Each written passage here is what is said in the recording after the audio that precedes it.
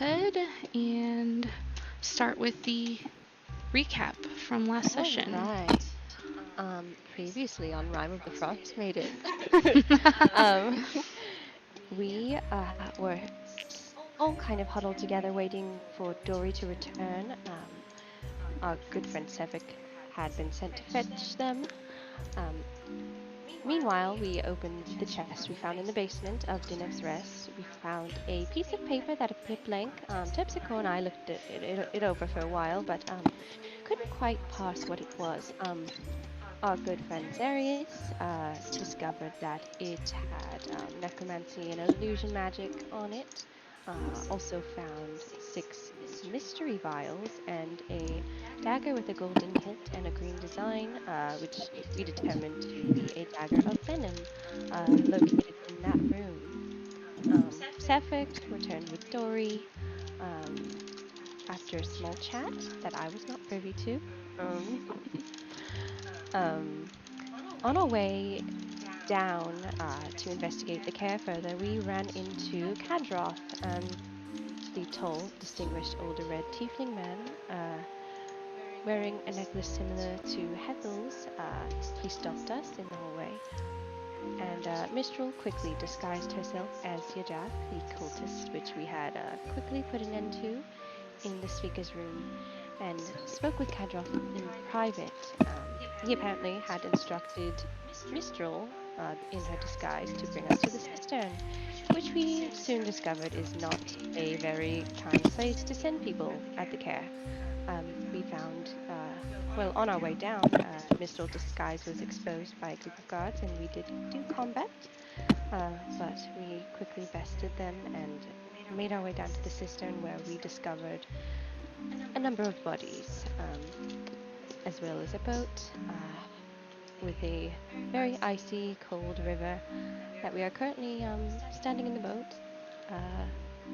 apparently going to embark, or maybe not sure, but either way, that is where we left off. We are standing in the boat in its waterway of the cistern. And that's Rime of the Frost Maiden. Yay! Yeah, so let's get us back down into the cistern.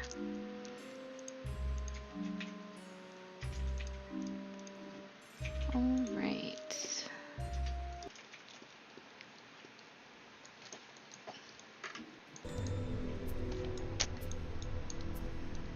And I'll get you guys back on that boat. All right, back down into the cistern. You guys had uncovered that the bodies that are within the icy waters of the cistern have the uniforms of the guards, bearing the same resemblance to that of Tom and John, who you met upstairs. You were able to figure out that those guard uniforms are those of the speaker's guards. What would you guys like to do?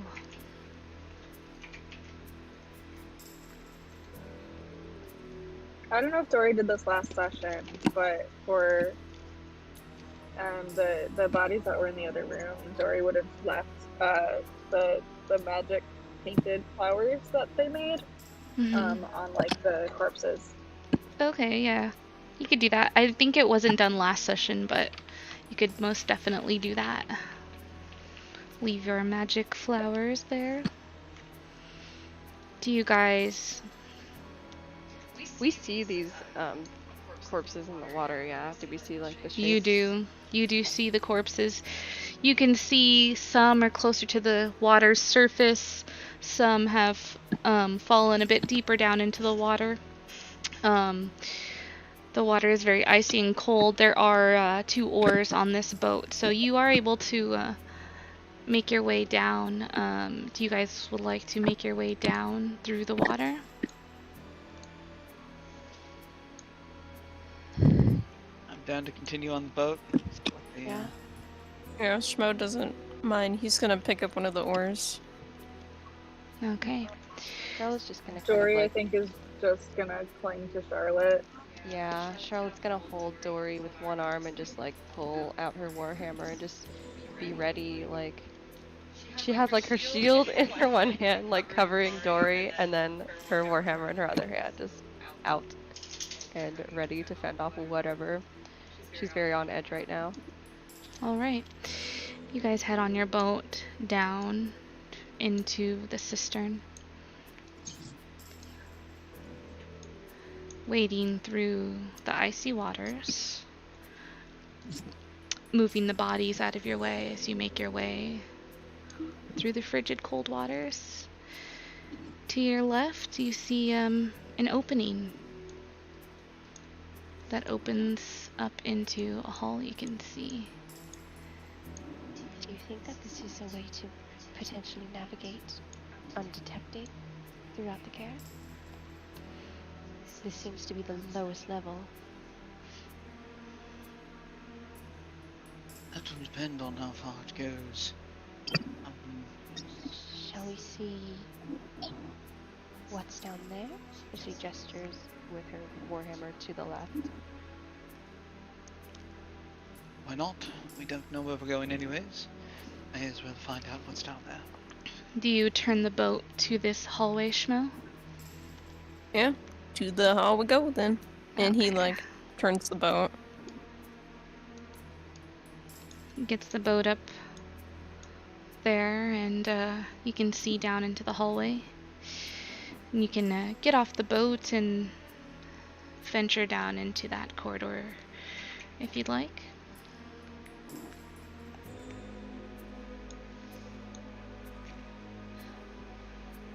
Alright, if no one has any objections, I guess it's Schmo and Charlotte at the front of the party.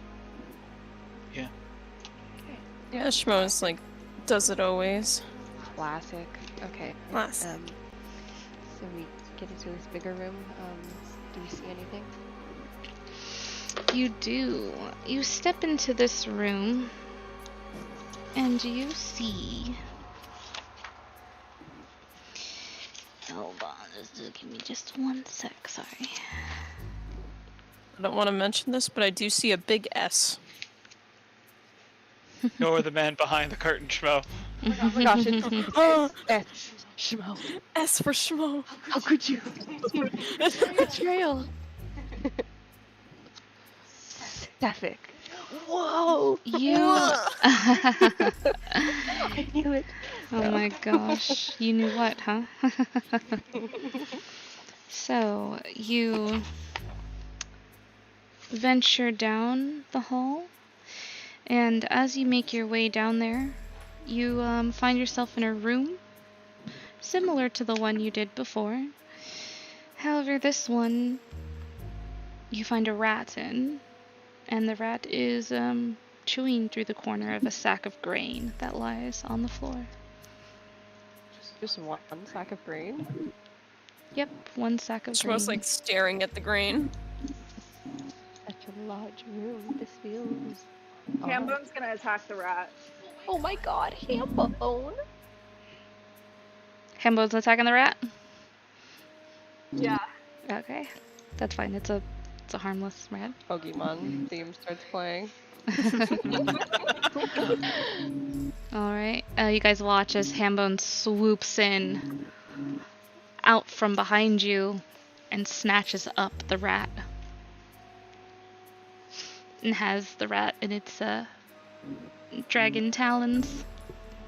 And it's kind of sitting, kind of perched up atop the bag of grain, looking at you with the rat in its grasp. Hambone's gonna share the rat with Sage. Yeah. You think I should we should look at those that grain? Or take it? Shmo, are you still hungry? I thought we got something like that before. Didn't we get oats? But she'll continue to step into the room with him if he'll go. We got oats, but we don't have that. I mean, if you're interested. I mean, I know if don't it's know how long it's been here. I don't know if it's very sanitary. We did just see a rat nibbling at this, so maybe not the best thing to eat. Well, then that just means that that rat thought it tasted good, so we might. Schmo. He pokes it with like his hoof. As your resident healer, I must advise you to not eat this.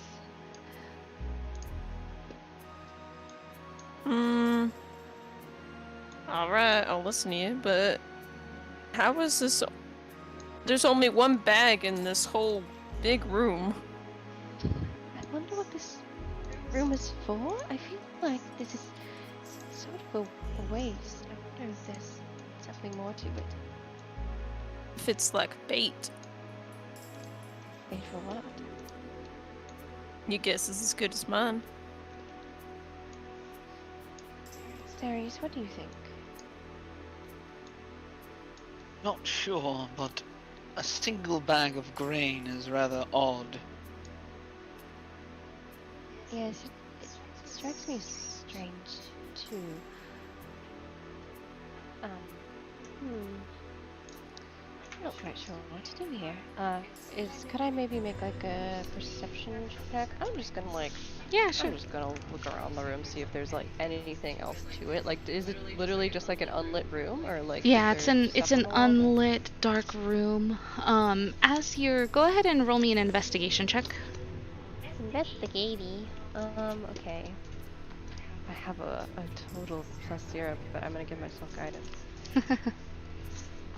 Ooh, that's really good. I got a 20 because I rolled an 18 too. Nice, okay. So, as you're looking around this room, you found the bag of grain, just one single bag, one single rat.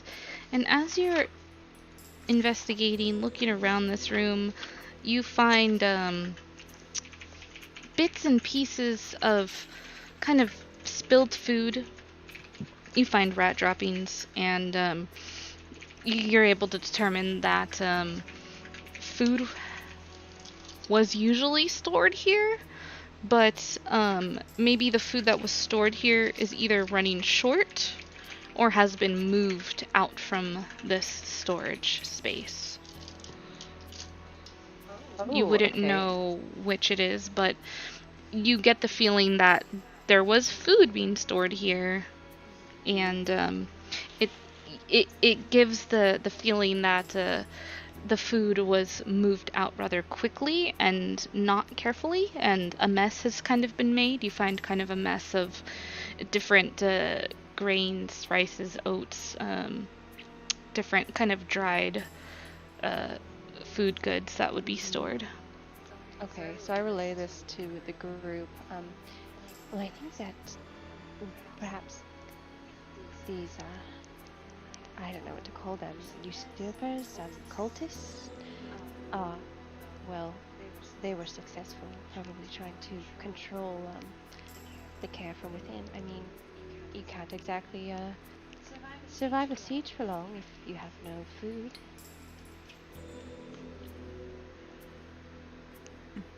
They ran out Well, of food at some point. I think That's it was might have messed removed. up. I think it was taken.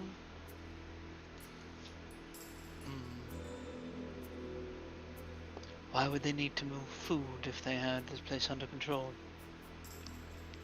Probably because they have some other base of operations, I would assume. They likely don't want to operate directly out of the Caer because, well, whoever works for the speaker could potentially overtake them. They know the Caer better than them. They've been fairly brazen so far, though, it seems like. Or perhaps this is just part of their earlier efforts. I mean, it's difficult to tell. This was done in quite a rush. Well,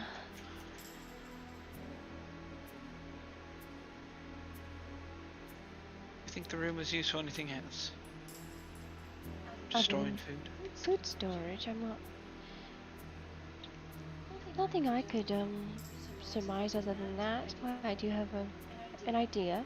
And she looks, like, kind of raises an eyebrow at him. Is it just as cold in here as it was at the room with the bodies? It's not as cold, no.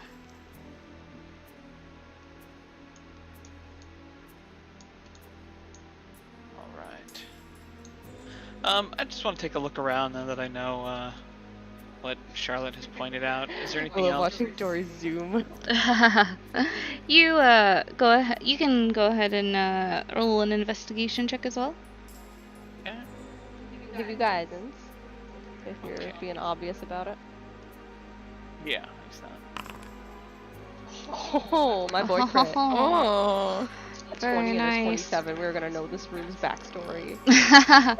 You look around the room, looking corner to corner, taking in the walls, the kind of the structure, the stone, looking at every single inch of this room very, very, very thoroughly, and you come to the same conclusion as Charlotte.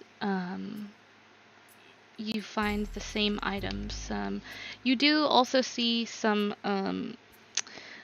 what looks like kind of like a sack to carry food items. You see kind of shreds of that type of fibrous material as well.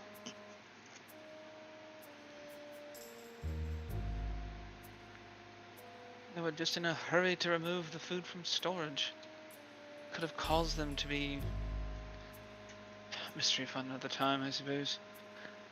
Let's go and find the servants, if we... well... Assuming they're still alive, unlike the guards. Fully.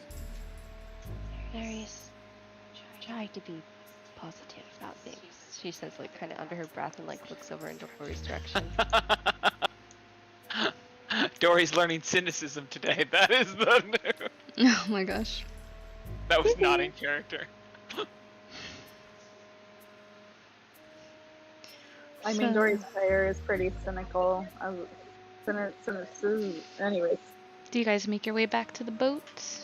Indeed. Way to the boat. Okay. Making my way to the boat. Rowing fast.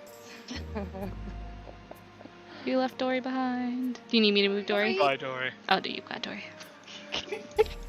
Have you seen that meme where it's like, I lost my kid. Can I go on the mic? It's like, goodbye, you little shit. Yeah. Oh my god. I would never, but it reminded me of that.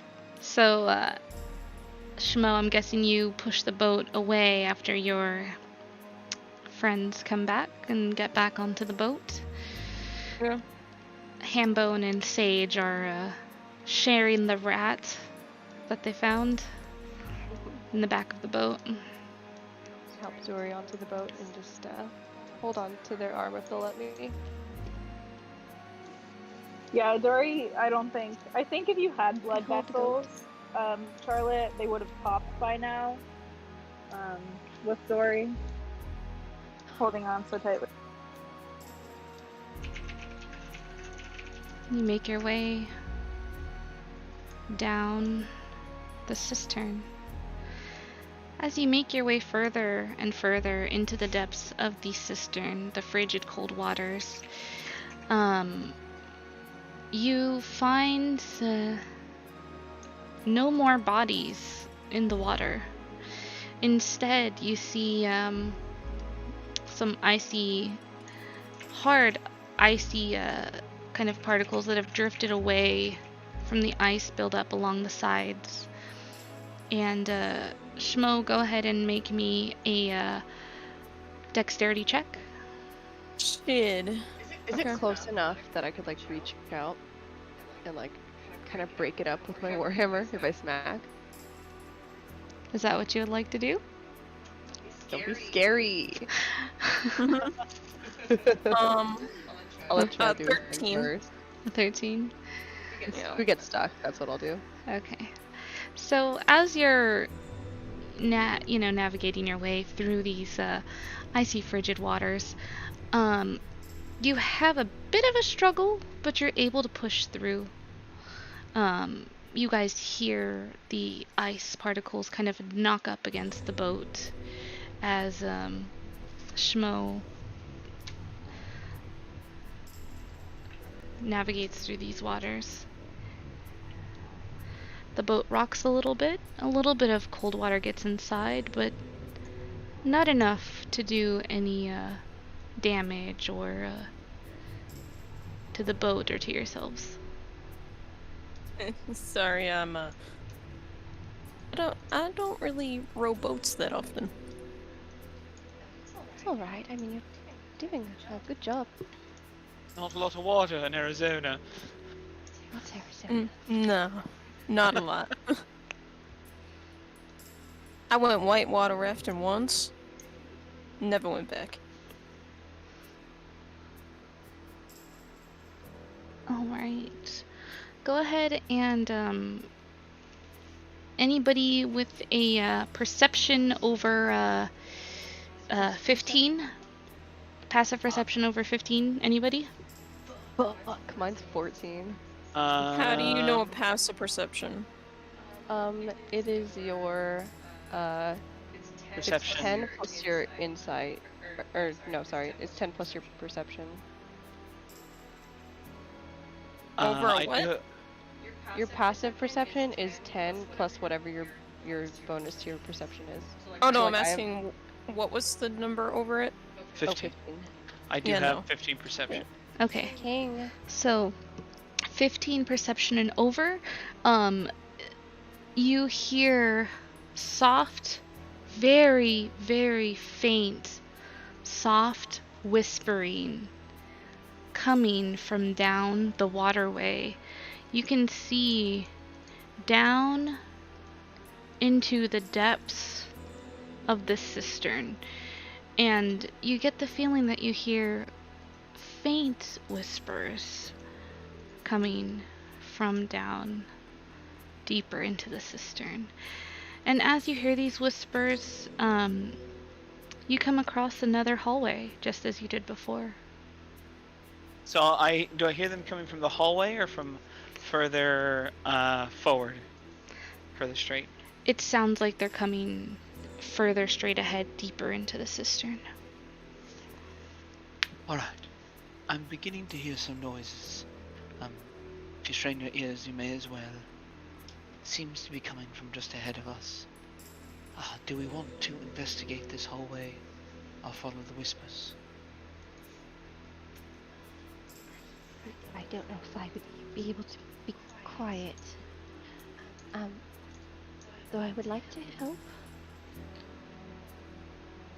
I'm not sure if my presence would be more of a hindrance if I were to go.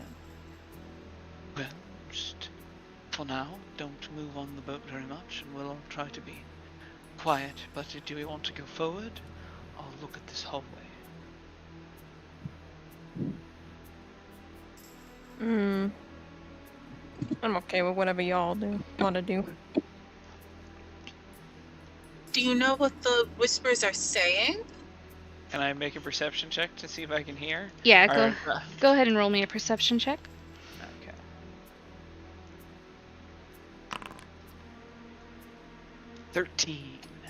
So, with a 13, you just hear very, very hushed whispers.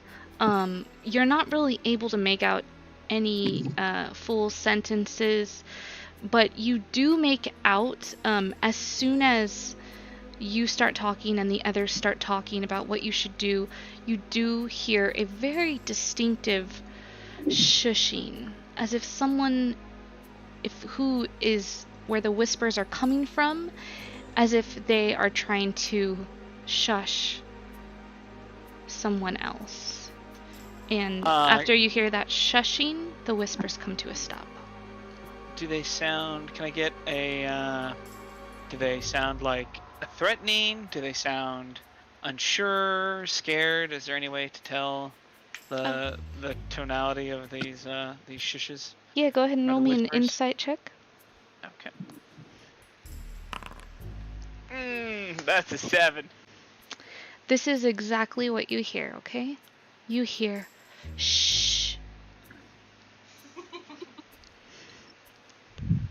Damn it. Alright, And it goes completely silent after that shushing.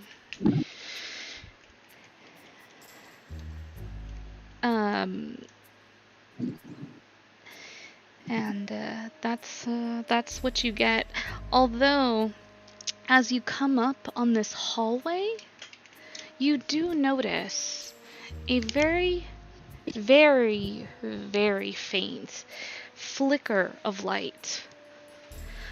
It's so faint, it's not really lighting up the area, but more so gives the feeling that there may be some source of light somewhere down that hall. You see it get bright and then just dim out again.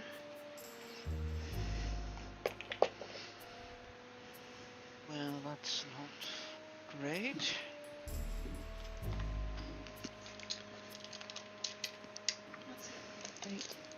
I vote we investigate the hallway before we find out what those whispers are. I like to Think that'd be smart.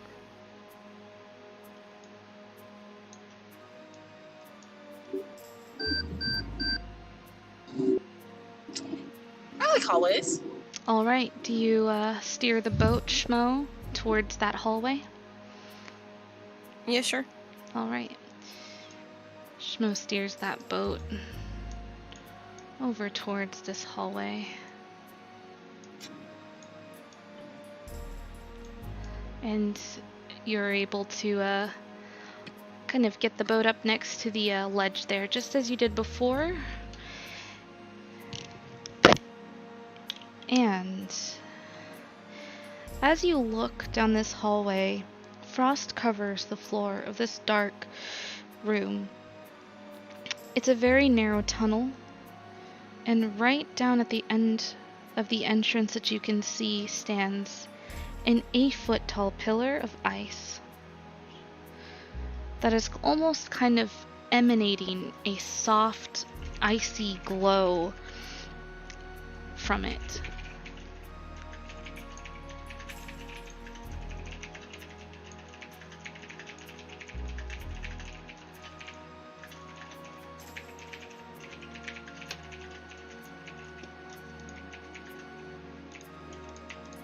I'm gonna move a little bit further down the hallway. Do I get a better idea of what it is? You see, as you get closer, you see that around this icy cube, there are chains wrapped neatly around it.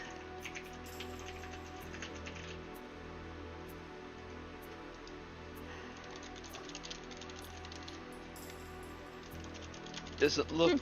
Can I make an Arcana check? Yes, you can go ahead and make an Arcana check. From where you're standing at is going to be at disadvantage. Okay. 13. Alright. From where you're standing, you get the sense that there is something very, very strange about this ice cube. Although you would have to get closer to really investigate it. Alright. I'm being very careful as I get a little bit closer. Okay. Looking down both hallways.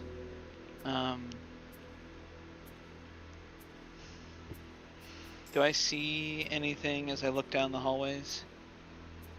I don't really want to get any closer to it. Would it be more clear at this point? Yes, as you get further down the hall, you do notice that same flickering light that you saw before. you notice a hallway to your left and a hallway to your right. The one to your right is where that similar flickering light is coming from. You can make out the shape of a small desk and a chair, and you see the flicker from a lantern, although you don't see anyone down there. I turn to the rest of the group and just put my finger to my lips and try to be quiet motion. Do I see any light coming down the right hallway? You do not. Or to the right hallway, yes. The left. So, like, I'm as if you're facing the ice cube. The right is where you see that flickering light, and then the Okay. left is there's no light coming from down there. You can see down in there a bit, but there is no light coming from that room specifically. Okay. What about the ice with the chains? Anything I can see now that I'm closer to it? Yes, so give me just one moment here. No worries.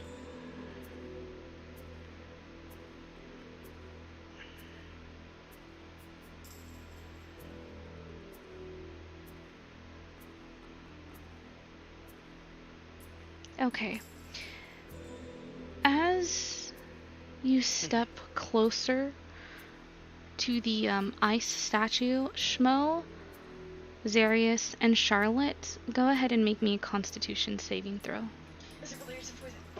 It is not poison. Poison!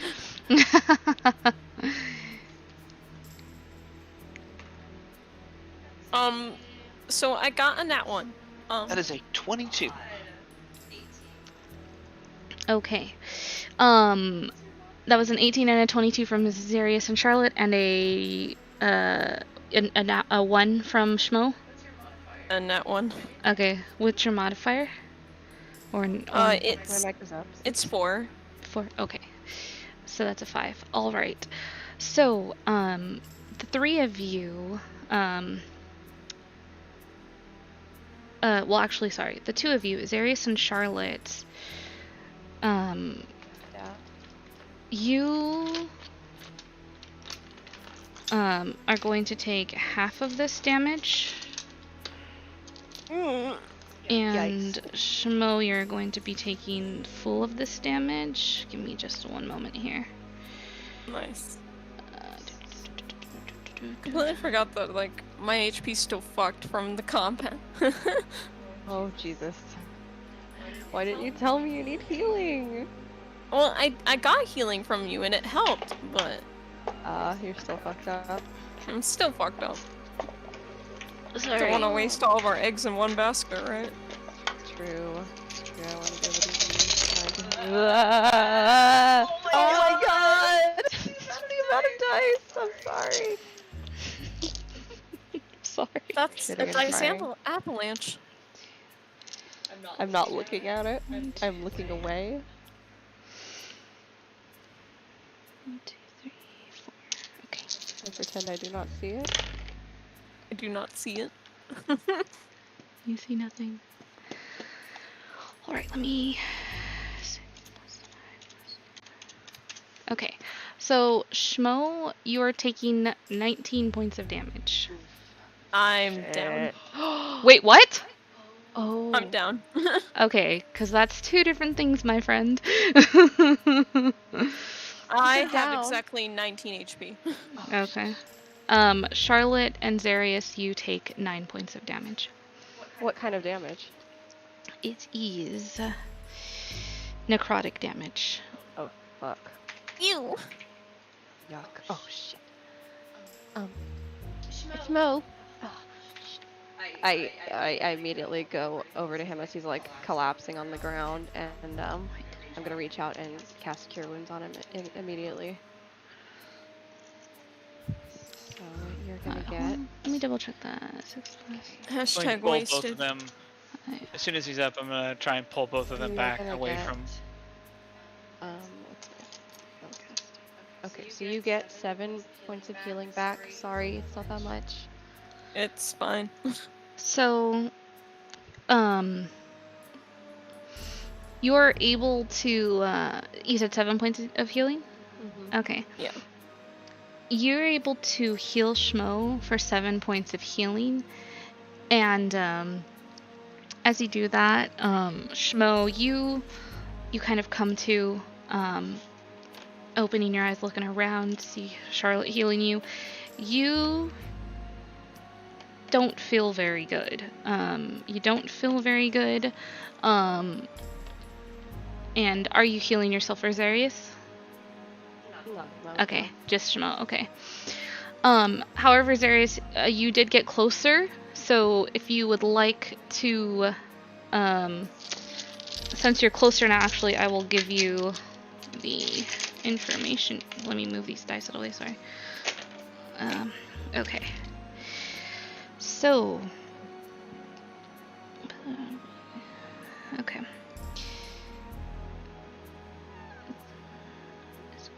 Okay. So, Zarius, as you step closer to the icy cube, you notice that the figure in the pillar is of a wooden mannequin that is painted and dressed. It's encased in the ice that's wrapped in the chains. And you can go ahead and make a history check. Okay. Or religious, if you would like as well. 14 plus 7 is 21. Alright. So, upon looking at this, you recognize this mannequin and are able to discern that it resembles the Archdevil Levistus. Upon looking at it, you get the feeling that the cultists are using this frozen, chain-wrapped effigy as an altar.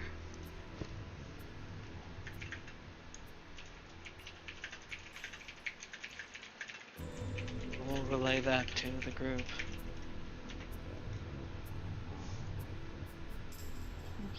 We can't get near it anymore. Yeah, I don't feel good. I'm sorry, Shmo. Dory's been standing at the edge of the hallway the entire time and hasn't really left that area. And does not want to move closer. They look kind of terrified. Well, I'm loath to admit it, but I'm sort of reaching my limit. Do you need anything else? Anything more? Schmo, Charlotte, and Zarius, go ahead and roll me perception checks, the three of you. Perceptive. Okay. That is gonna be. Oh, wow, girl. Holy shit. 19 plus. I got a 21. 21? I got a 27 because am I able to use Nice. guidance? I rolled a 4. 27 is fine. Yeah. Otherwise, I rolled a measly 20. Zarius? 15. 15? Alright. So, the three of you are able to hear a soft kind of movement. Charlotte and Schmo, you can tell it sounds like one person. You get the sound of one person. It sounds like they're walking in the room down to your right, where the light is coming from upon the desk.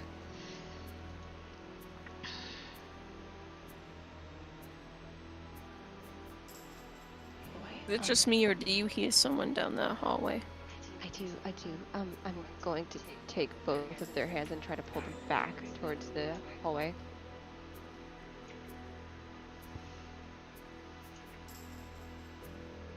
I'm gonna kind of hide. I'm gonna snuff out the light from my warhammer. Okay. Shmo, do you have any potions? I have one that I can give to you. I have 2. Do you need one? Well, I have one healing potion, but I was kind of saving it in case any of y'all went down.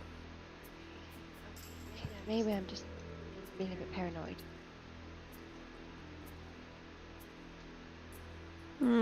I'd imagine rightly so. I don't want you or anyone else to get hurt. But we need Kind of to just know. like sighs. We need to know who's in there. Yes. Yes? I think they're coming. Zarius is going to take out one of the Chardolin amulets that he's stolen and put it around his neck. All right. You put the amulet around your neck, and you just feels like a necklace. It's got a little bit of weight to it. It's pretty sizable. I would assume anyone down here is related to the cult. Yes. Safe assumption? Should I try and go talk to them?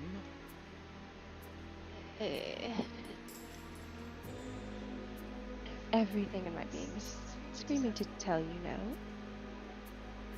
But the real question is, will you listen? He looks at her for a moment. I know curiosity killed the cat, but I feel It like also we do. killed the wizard, I feel like. At some point. Definitely. Point taken. I just don't know how else we're going to go to get information. Does it look like we can just continue forward towards the other voices? You did see ahead what looked like a kind of slight icy like kind of a barricade. It didn't go up all the way, but it went up halfway, so you wouldn't be able to get the boat over that barricade that is kind of it looks like it has some like frost on it. So we would probably have to continue on foot unless we want to spend time breaking up that barricade. Yeah. Or find other means to open it.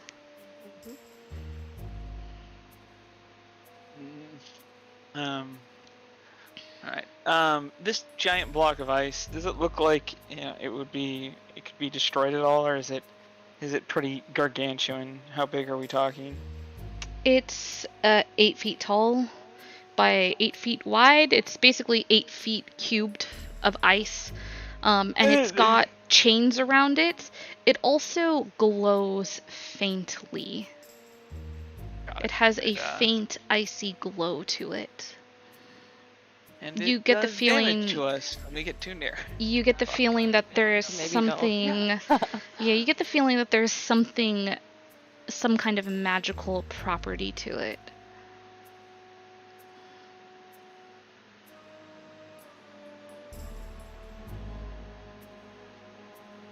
Did the footsteps stop from the direction that we heard them in? They did stop. Go ahead and Zarius and Charlotte, since you're closest, make me a perception check. Perception check. Let's go ahead. Damn, we're rolling really well on the perception check, so that's 17 plus 4. Good for me. 19 plus 5, 21. 24. Okay. 21. You both don't hear any movement of walking anymore or footsteps, but you do hear the faint sound of the turning of pages, like the turning of pages of a book. You hear very faintly. Every so often, as you hear these pages turn, you hear a bit of a sigh here and there.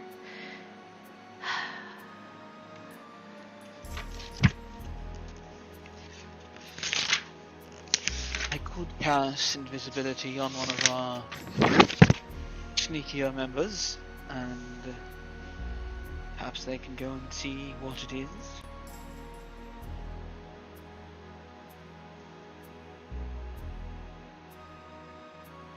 I think you and I know very well that I'm not built for stealth, so that will fall to someone else.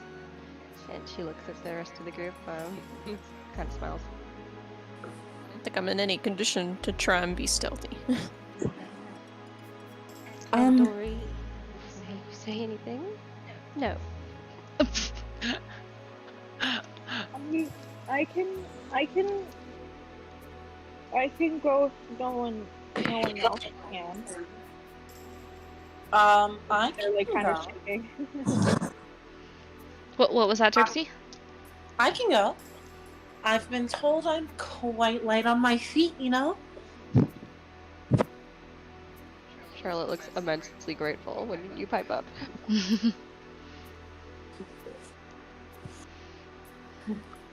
All I have to do is sneak, right? Yes, so the spell will last for up to an hour. See what it is, and if it goes any further, we're trying. We just need to know where the prisoners are, if they're still alive. Is there any way you could maybe communicate to us if something goes wrong? I don't have any means of doing so. Not naturally, anyway. Hambone can go with you. Don't think Hambone can be invisible, unfortunately. I guess so. Why don't you just run back? I guess you could also make some sort of a noise. Can't you do that? That loud scream that you did was quite scary. I think that would grab attention. Although, perhaps not the best idea to try and garner attention. I just guess be careful, and when you do come back, I guess tap someone's shoulder or make a noise. Yes, of course.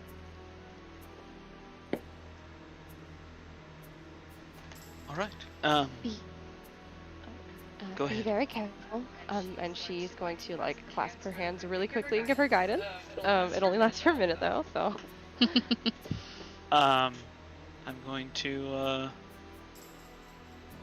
put my hand on Terpsichore's shoulder and cast invisibility. All right, Terpsichore, you are now invisible and are able to move about invisibly. Excellent.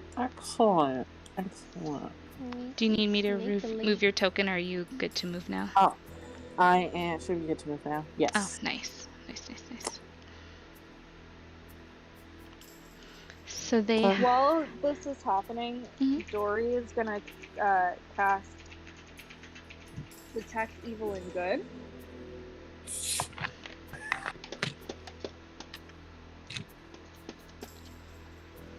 All right. And then they're gonna wait. Which way did Terpsichore go?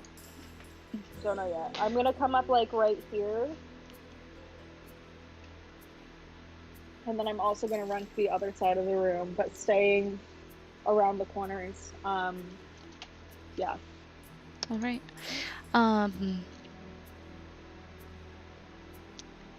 You...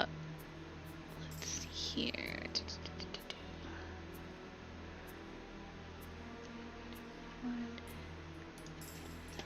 You get... It's 30 feet. Okay, so the icy cube pings for you. It pings as a...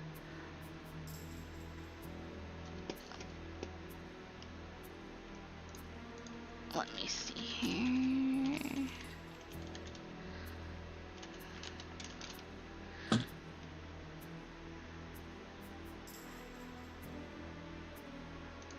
Okay. So, sorry.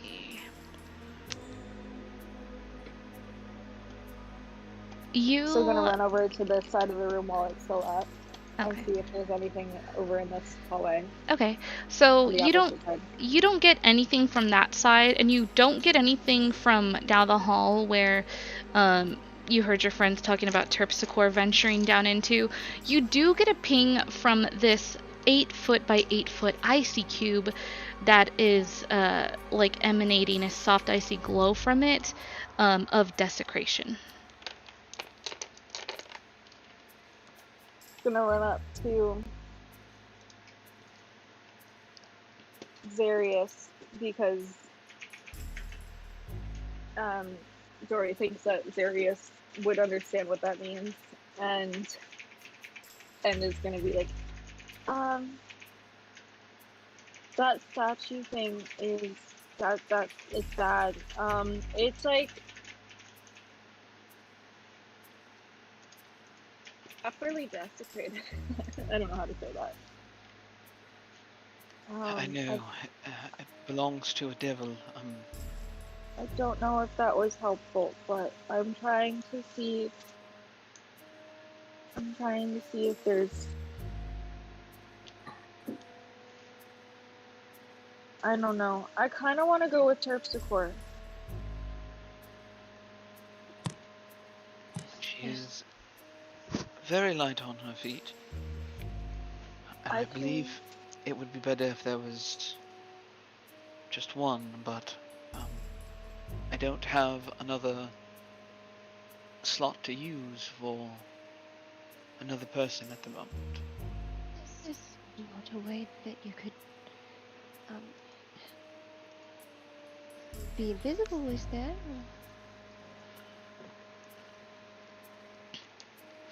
If I wanted to take a short rest or something like that, could recuperate some of my magical energy, but... Terpsichore, are you still with the group, or have you gone down the hall yet? Which hall? It was the hall to the right. Well, the right. if you're looking at the map, it's the hall to the left. Oh yeah. But it's Okay. your character's right. Sorry. I am. Going down the hall. What am I doing? Stay to the wall, Terpsichore.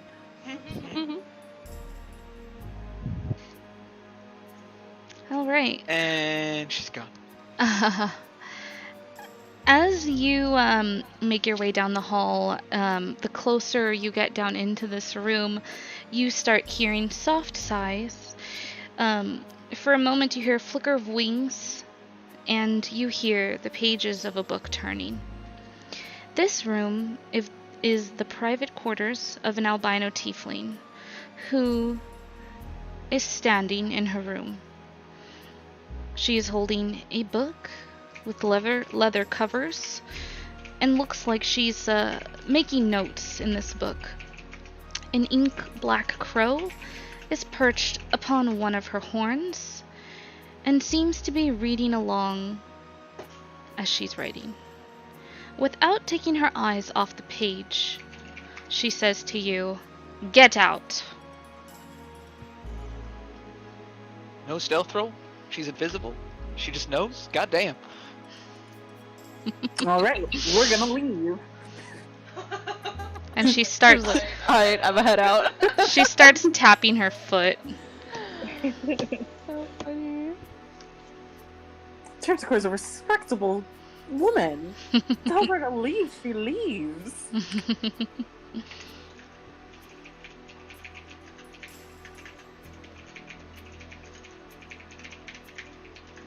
Just walks all the way back to Zarius.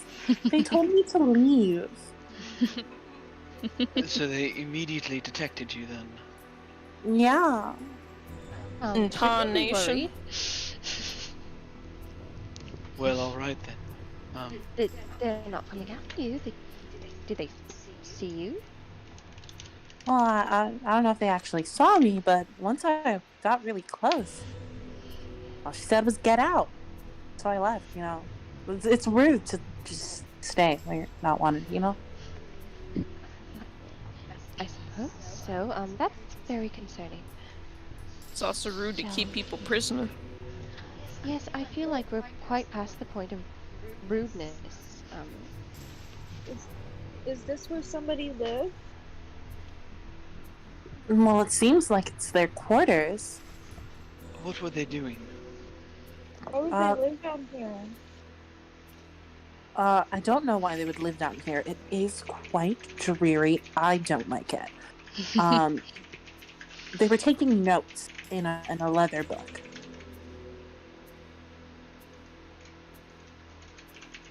Rather strange. Alright, would you like to investigate the other room for us while you're still invisible, Terpsichore? Well, I don't see why not. Thank you.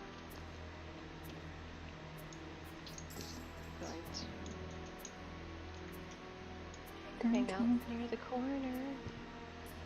All right.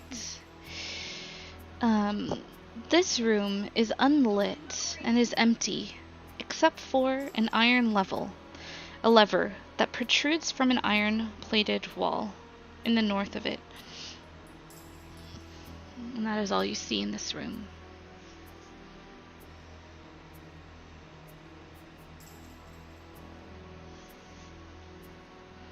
Can I investigate the lever?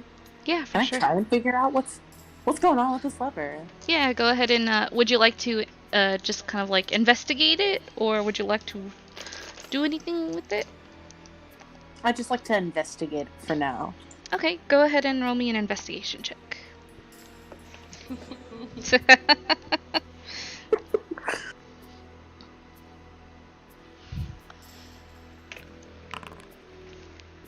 7. Okay, with a 7, it is a lever. It is very plain. As you look at the lever, next to the metal lever piece, there are arrows that point up and down.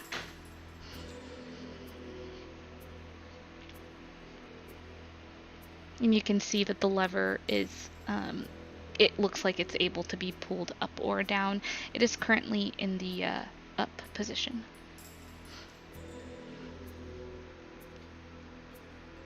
I didn't mean to move. Alright, so she's gonna turn back around, go back to the group.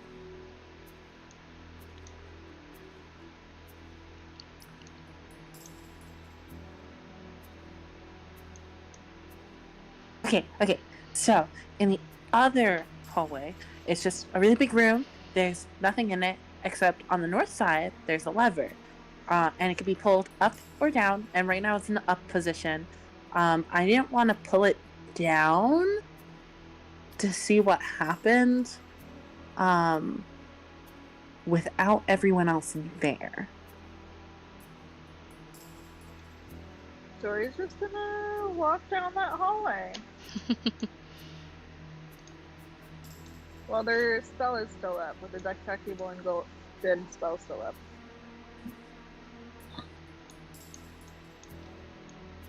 And you don't notice anything in this room. You get no pings.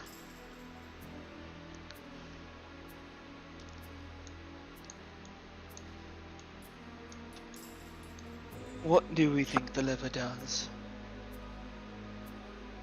Do we just want to test it and see what happens? Let the cards fall where they may, or I can pulls a rope out of his bag, cast a rope trick, and we can all take a short rest. You know, I'd really like that.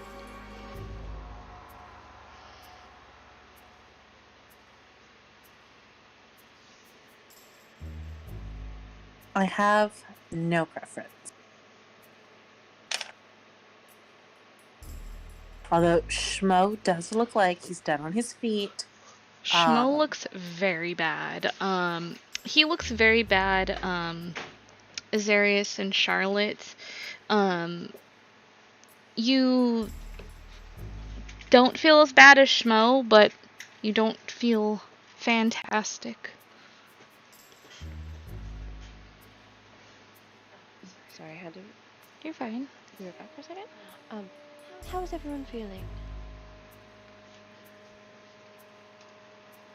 That's an excellent question. I don't know how I'm feeling. Physically. I mean, I would always like to hear your thoughts. I'm trying to decide what I should do here. Terrible. I know, Schmo. He's like leaning his head against the wall. Well, I could feel better. I'm like kind of decent right now. But if something big hit me, I would not be conscious. Sefik walks up to you, Shpo, and he has a little bottle of a green liquid that he's kind of swirling around and taps you on the shoulder. Would you perhaps want to give this a try? It could possibly be of some help. You don't look so good. He's like looking at it, and like since he has his own health potion and it's like red, he's just kind of like raises an eyebrow and he's like, "Why is it green?" This is a tonic that I make. I've given one to Zarius before, and he motions to you, Zarius. You do not seem well. And he raises an eyebrow back at you as he looks at you, kind of puzzled.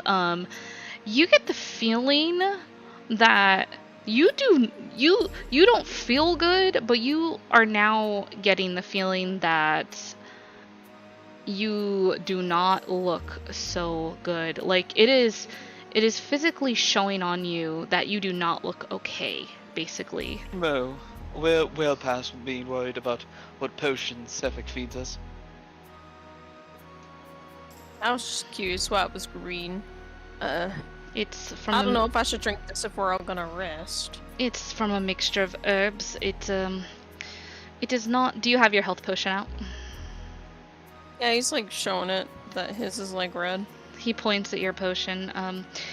If you're thinking that it is something similar to that, what you have there, I assure you it is not.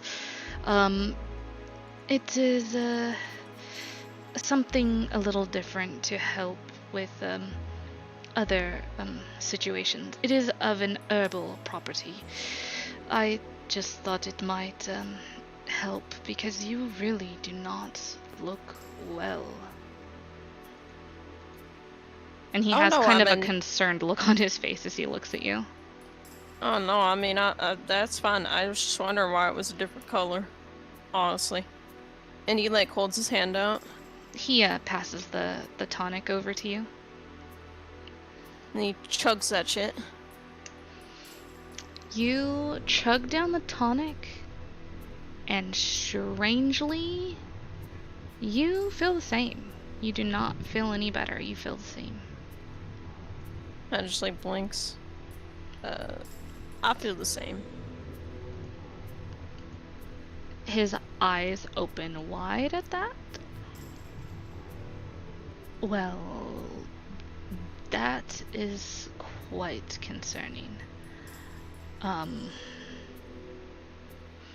You should be very, very careful. I'm not sure what happened to... And he's like looking around at the group. He doesn't see Terpsichore there because she's still invisible. Looks to Dory. Dory seems fine. Their normal self. Looks to Zarius and Charlotte. And you guys look a little kind of sickly, but not at the level that Schmo looks. What is the disease?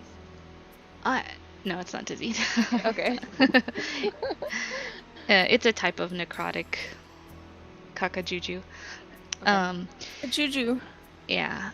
And he looks at you guys. That is very concerning. We should tread very, very carefully here. Well, okay. Are we content to take a rest? Is that the general consensus? Because if so, I would like to take a look at you, Shrill. Everyone I'm into the mighty corner. concerned myself. I feel that a rope trick is going to be insufficient, and I will be using... Shit, I've already used the charm for the day, never Language. mind. Language. And Dory's I feeling will great. I will cast rope trick. Good.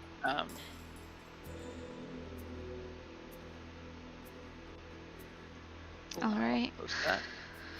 So, casting a rope trick. All right. You guys watch as Zarius casts rope trick. A rope rises up into the air, hanging down, and you see a hole at the end. An entrance that doesn't look like it goes to the other side of the room you're in. It's quite curious.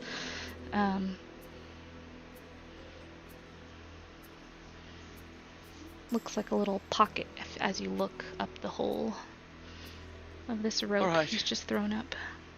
Everyone up. I am going to help everyone. I'm going to boost people up the rope. Okay. Blast. Alright.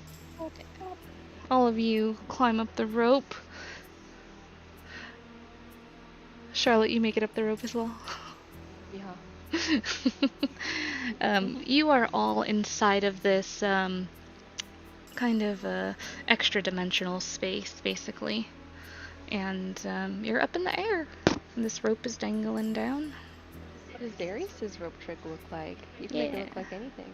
I can customize it. Yeah, your rope trick. It's your Yeehaw Cowboy. All four of the walls look like giant fireplaces with like big, comfy red chairs. Am I allowed to customize items inside it, or just the look of it? Yeah, that's fine. Yeah, you can. Oh. That's fine.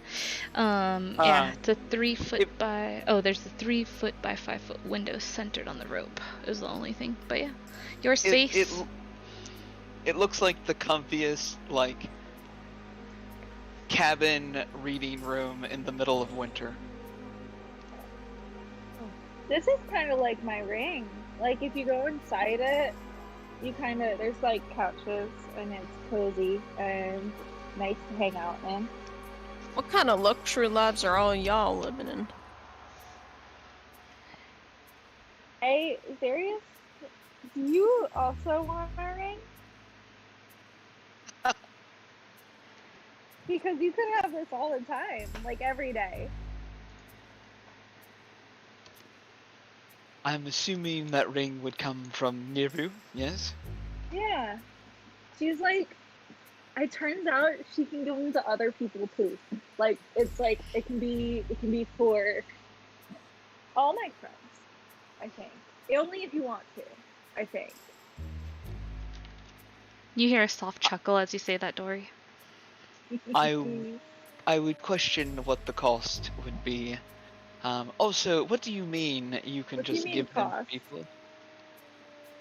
Because I feel like the cost is friendship, and I don't think that's the cost of anything. I think because everyone who gets the ring joins the best friend squad, and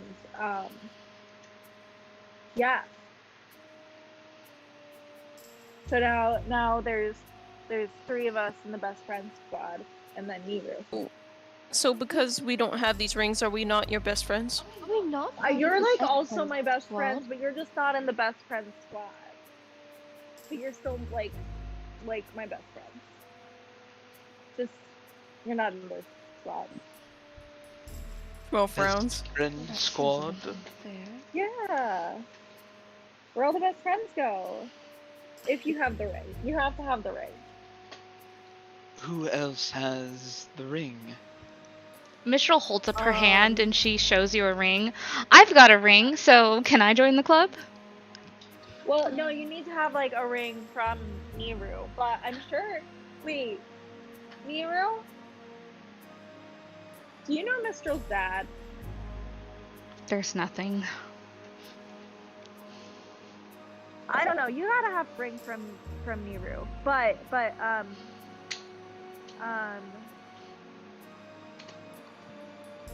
Zarius is very fondly spinning the platinum ring on his Yeah, I finger. was just, she's just smile. I have a ring, but not that one. Why does everybody have rings? Like, what are these? Well, I I don't have a ring. Oh, You this guys is also for have like spells. your own versions of Niru? No, well, this is for a spell. A spell? Pepsico, I think we're just not cool enough for rings. I think Cool. no. You guys can also have rings. You just have to get it from Niru.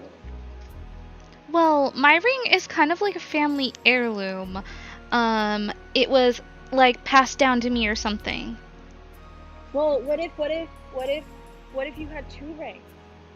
Passed down by your mother or your father? You know, I'm not, well, I've had it since I was little, and I wore it around my neck for the most of the time, but finally I grew big enough to wear it. Zarius is just like... my Zarius is looking... Go ahead. No, you're good. My mother did give it to me. I've not met my father before, but I think she gave it to me, but she kind of looks at her neck and holds her hand over her chest. I've had this for as long as I can remember. Zarius is just looking at the ring, like, super sus. Like, it doesn't matter if it came from the Cloud Giant mom or the Jin dad. Fucking, that thing is gonna be a problem at some Does it point. look like Dory's ring? It does all? not. It's Well, a like- it's a gold ring, and it's got purple gems on it, with like a gold inlay design around the multiple of purple small like amethyst-looking gems. It's a lovely ring, either way. Well, that's a really cool ring, Mistral, and I really like that. But the only thing is it's different from the best friend squad. Which you have to get from Niru. Well, Niru's kind of like the captain of the best friend squad. Is Well, I Niru want to just... be. Go ahead. Well, I want to be in the Dory best friend squad. Is there one where you're the captain? Sorry, one more time. Oh, well, I want to be in the Dory best friend squad. Is there one where you're the captain? isn't that what these are for? And Mistral's kind of sprawled out across the floor, and she holds her wrist up with the bracelet. Yes, the friendship bracelet. Yeah, the friendship bracelet. The friendship bracelet. And you can talk into them and tell Dory little messages. And she holds hers to her mouth. Is all you guys hear. And Dory smiles really, really, really wide. She winks at you. So at And this Dory point, winks Schmo's back. like got himself comfortable and he's like laying. Schmo, do you mind if I maybe take a look at you? I just want to run an examination. Sure, I don't mind. Okay. And she's going to cast light on her warhammer and like wave it from like one eye to the other, like you're doing the checking for vision thing. Oh my That a doctor God. would do. Are you wanting to kind of check him out and kind of get an she's- idea of what's going on with him? She's basically doing like this like physical examination of his like his reflexes and other things to see if she could determine like maybe All right. what's going on with him. His knee with Go your ahead. I very gently tap his kneecap with my warhammer. Go ahead and roll me a It's really hard. medicine. Well, that go- works. Go ahead and roll me a medicine check for that. Okay, medicine. I'm gonna give myself guidance. I To just... run this physical. Look, it's in that one. Ouchie. Oh my God! Oh my god! But I rolled a 4 on the guidance, and I have a +4 to my medicine, so that's a 9. Hey, that's not bad. What were you gonna say, Zarius? Fucking Oh, just as hilarious. a note, I'm having Sage look out the bottom of the hole and let me know if she sees anything. Okay. Sage is keeping watch. You see her fluff her feathers every now and then. Fuck So as you're doing your physical examination of your dear friend Schmo, you do So just kicks me in the face. notice no, you do notice that he does not look well. You get the feeling that he's gonna need more than a short rest. You get the feeling that he's gonna need a good long night's sleep to kind of shake this one off. And as you're examining him, you get the feeling that you and Zarius are also gonna need a long night's rest to really shake this nasty feeling you've got off. Well, I hate to be one of those doctors that just prescribes bed rest, but I think that we may just need a little bit of time. Although, if our short rest in here is not enough for you, I can sort of top you off if you need it. I will say as well, Schmo, Charlotte, and Zarius, if you are going to try to restore hit points on your short rest, the three of you are unable to. Fuck.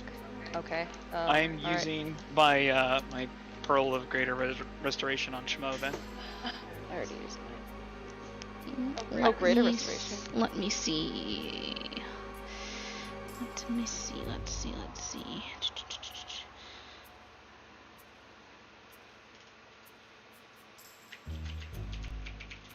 Oh, well, hold on just one moment. Let me just confirm something.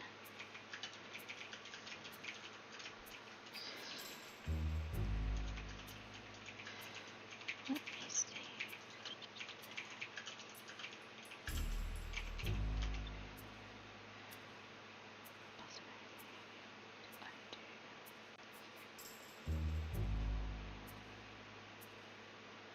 Oh, this is a tricky, fun one. Uh-oh, Stinky. Let me see here.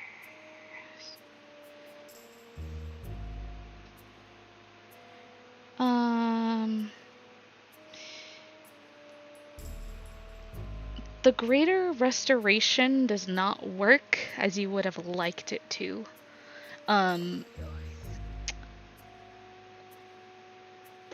You see his eyes kind of light up. He looks a little better. You're gonna get back 4 HP, but yeah, it does not do what you would have liked it to do for him. That's strange. Alright, I don't know what could be blocking a greater restoration, but Okay. Whoever is hurt, please raise your hand. I'm going to raise my hand. I assume Schmo and Zarius raise theirs. Who else is hurt? I am. Oh no. Okay. Alright. So that's 4 of us. Anyone else?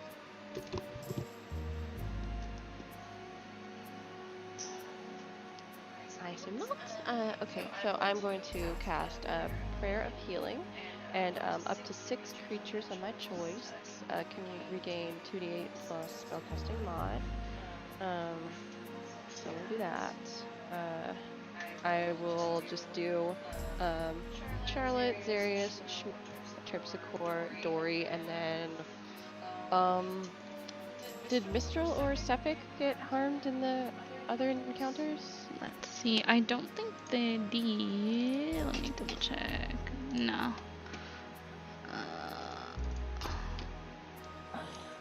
No, they're good. Okay. Just gonna target Mistral just to make her feel happy. So that is, let's see, that is 12 points of healing for all of you. Ooh, tasty. Yummy. Okay. The healing does not take effect on Schmo.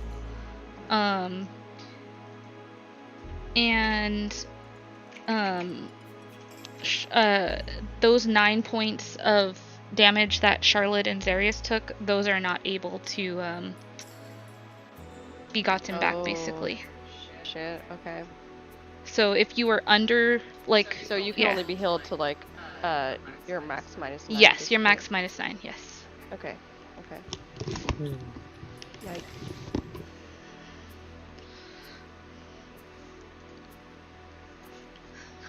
Well, that wasn't as good as I thought it would be. No, I still feel terrible. But I can't do it again. We have to be very careful. We're running quite low on resources.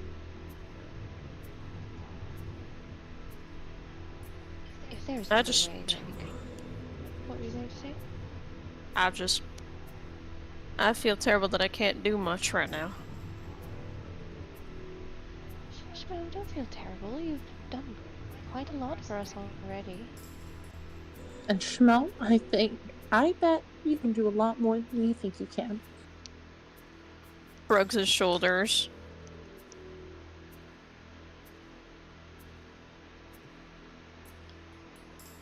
He doesn't seem very confident in that. Shmo, I believe in you. I think you should believe in you. Or just believe in me. Because if anyone tries to get to come at you, don't worry, they're gonna catch these daggers. And she like holds out her daggers threateningly. But she doesn't look threatening. He smiles a little bit, but then he like frowns and he's like, but I want to be able to help protect y'all. You can lean on us for a little bit. I'm sure you'll bounce back. They'll have to go through us. And she does a little pose with Terpsichore. Yeah. I suppose. Mistral pops up and poses behind Terpsichore and Charlotte, doing a very, very ridiculous pose. She puts like both of her hands on her head, making an M shape with her arms, as she kind of like squats down between the two of you. And I'm gonna help too, Shmo. Don't worry. This squad will take care of you. Sometimes, when you can't fight, you just gotta, talk yourself out of situations. And she, like, does another pose and she blows him a kiss. Ooh. Alright. Kind of like I did I can earlier tell he with still that doesn't guy. feel happy, but...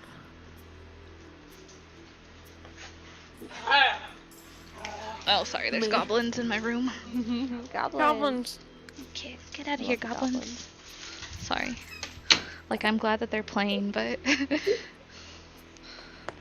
I'll invite them back if you guys get into a fight with goblins. Oh my god. Alright, is there anything you guys would like to do before the hour's up of your short rest?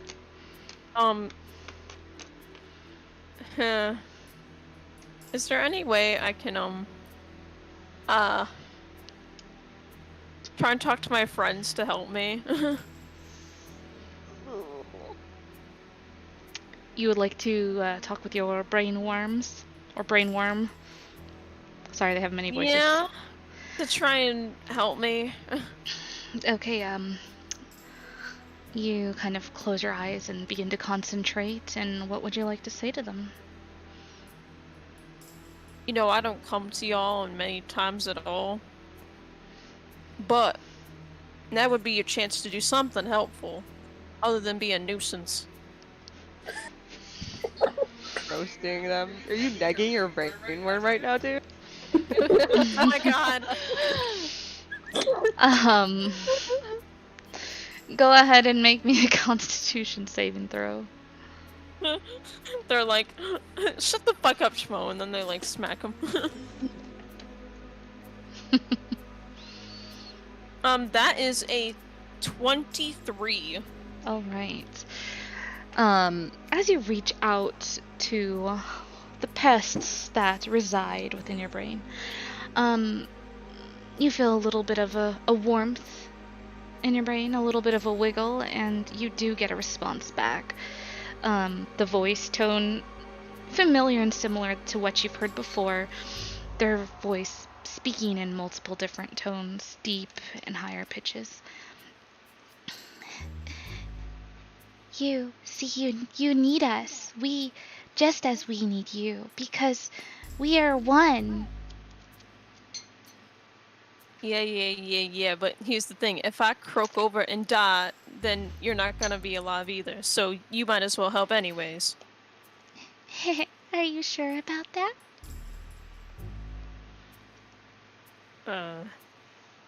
Yes? Okay, fine. What do you want? Do you want our power now? No, I want to feel better. I don't want anything else. I just want to feel better. I feel like crap. We don't feel like crap. We are strong. Well, you're in my brain, and if my brain stops functioning, then you're gonna start feeling pretty much like crap.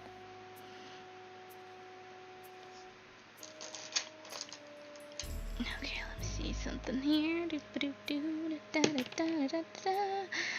All right. As they're speaking with you, they're telling you how strong you are. They're telling you how strong you are, but they're saying like how strong we are. We are so strong, and we can make it out of this place, and we can go back to the ship. And you start to feel a sense of confidence. You start to kind of like believe them, and you don't feel so poo-poo pee-pee anymore. You start to believe. You're like, yeah, I am strong. You know. These annoying little shits in my brain, they've kind of got a point. I am strong, I'm powerful, I know what I can do, and it's as if they're kind of words of affirmation, which is quite strange coming from these parasites who have constantly been trying to convince you that you are one with them. You start to kind of believe what they're saying. I don't know if that's a good thing or a bad thing.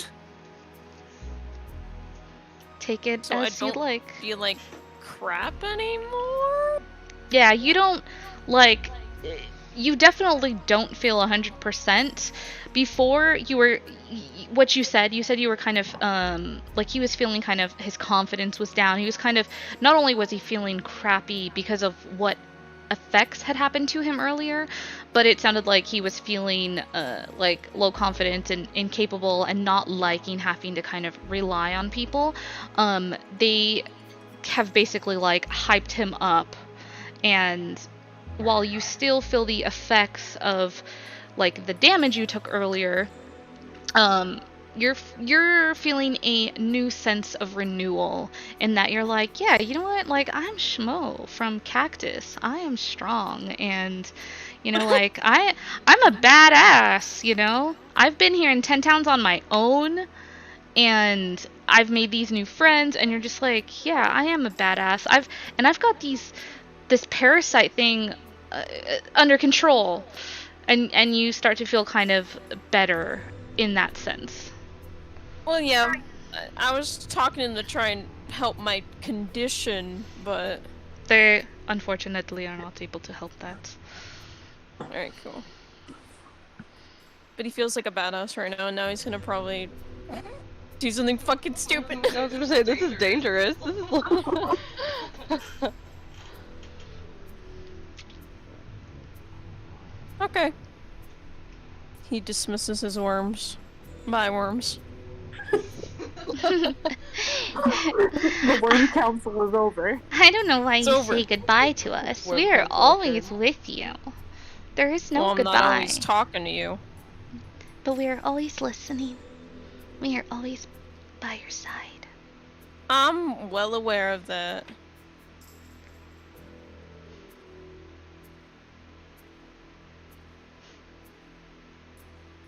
Alright, bye. And he's just not gonna, like, try and talk to them at all. Yeah, as you Hangs up discont. the Hangs up brain. As you hang Bye. up your brain now. Let me Hang up my bye. brain. Love you, bye. Yeah, as you kind of discontinue your convo with them, you don't hear any more chatter from them, basically. Well, Schmo's glad that his confidence is not so shitty, but he's also like, damn, what help can they do? Fucking can't even help me with my fuck shit right now. He's like, what's the point of brainworms if they can't make you feel like $1 million? You only feel like $500,000, not quite $1 million. It's not what he More than Hawk wants. cares. All right. Is there Oh, anything easy. anyone else would like to do before we end this most beautiful short rest here in the cistern of the Caer? Can I take try a to- short break? Yeah. All right. I just need like 5 minutes, real quick. Yeah. We will take You're a good. short break. I'm gonna eat my pie. Take or a my cake. I little haven't decided. short breaky break. God damn. Can I try to... You go. Yeah, sorry. I actually have to like leave early today, unfortunately. But y'all can play Dory, and I'll like send the spells to Momo. Okay. And I trust y'all to take good care of my child. Cause some chaos, play some pranks for me, especially the bad guys. Oh my god, yes. No. Okay. Are you leaving now, or are you leaving at sometime later today? No, I have to like. I actually have to go like right now. Oh, I see. I Okay. tried to message you like earlier, but I don't Oh, know if you actually saw it or not. I'm so sorry. No worries, no worries. I But I did do have to like not leave see early. that. I didn't expect that I was going to have to, but it's Okay. just, like, I totally trust y'all to not kill my child, and Baby safe. Yes, we will. yeah. We But, will. like you can like definitely commit murder with my child. Oh, okay. Yeah. Okay. Yeah. Let's see. Yeah, I think I've got your character sheet here. Dory the killing machine. You have Yeah. my character sheet. Okay, so I'll... the Eldritch Invocations, by the way, are the silent image at will, Okay. and then the disguise self at will. I still have that Wayfinder's charm. Yeah. And then one of the lesser restoration pearls. In the pants. Beautiful. That thing can also use cure wounds, so keep that in mind. Cure wounds at 2nd level, I believe. I have 2 spell slots. I used one of them to cast Detect Evil and Good earlier. Okay. But yeah, I'll send you a screenshot of what spells I have. Yeah, that would be great. And I'll update your character sheet. Thank you. Yeah, no problem. Cool, yeah, so we will take a short break and we'll be right back. Thank you to everyone who's joining us today. Thanks, Spunk911. Good to see you again. Alright, bye-bye. Bye. Bye. Yeah. Question. Can What's I up? try in second wind? Because I get it back on a short rest. So, I mean, I might as well try before getting a short rest done. Oh, before the short rest? Yeah, you can certainly try to do that before the short rest if you'd like. Yeah, okay, I'm gonna try in second wind. Okay. Yeah, nothing happens when you second wind. I'm so sorry. 10 out of 10. But you did it before the second rest. Yeah. Yeah, so we're just gonna take a 5-minute break, grab some water and all that, and we'll resume with the adventures into the cistern. You guys have got a lever. You've got a mysterious albino tiefling in the room down the other corridor, and some distant, mysterious whispers to investigate. So, a lot of fun stuff. I'm really, really excited about the cistern. Super excited about the cistern. I'm excited about it, but I'm very paranoid because I'm living on 7 HP. Wait, what? Wait, what? You didn't take any of my heal? No, I am. Yeah, 7 HP. No, I'm sorry. I literally just so mad I walked away. Yeah, welcome to our kitchen. You are now in our kitchen. Yeah, no, I'm sorry. I'm sorry. It was what was that? Was that Turfs? Sorry. Someone's screaming, "Get out!" Sorry, yeah, that was me. Oh. The cat. My cat. Like, I had a cup of water sitting on a stand that I forgot about, and I haven't been at my dad's house for a few days. So my cat just decided to shove her whole ass head in my water cup. Oh my god, animal. It's okay. A few days ago, she was kind of I haven't had any water out of that cup in a few days because of this. But I watched her dip her paw into my cup of water, and then she looked at me because I told her to stop. That's some cat shit. And then she did it again, and then spazzed out. Oh my gosh. That is some 10 out of 10 cat behavior. No, that's working properly. Looking at you, because no, Kuma does the same thing, and he's a Shiba, and Shibas are basically part cat, so he does the same thing. He does a naughty behavior and stares at me while he does it tauntingly. Yeah, thank you, Betty Stars, for joining us. It's great to have you here and share our story with you guys. There's yeah, we got quite a few people. We got beards for hire. Nice. We got Spunk 911. Good job, Skeletons and Betty Stars.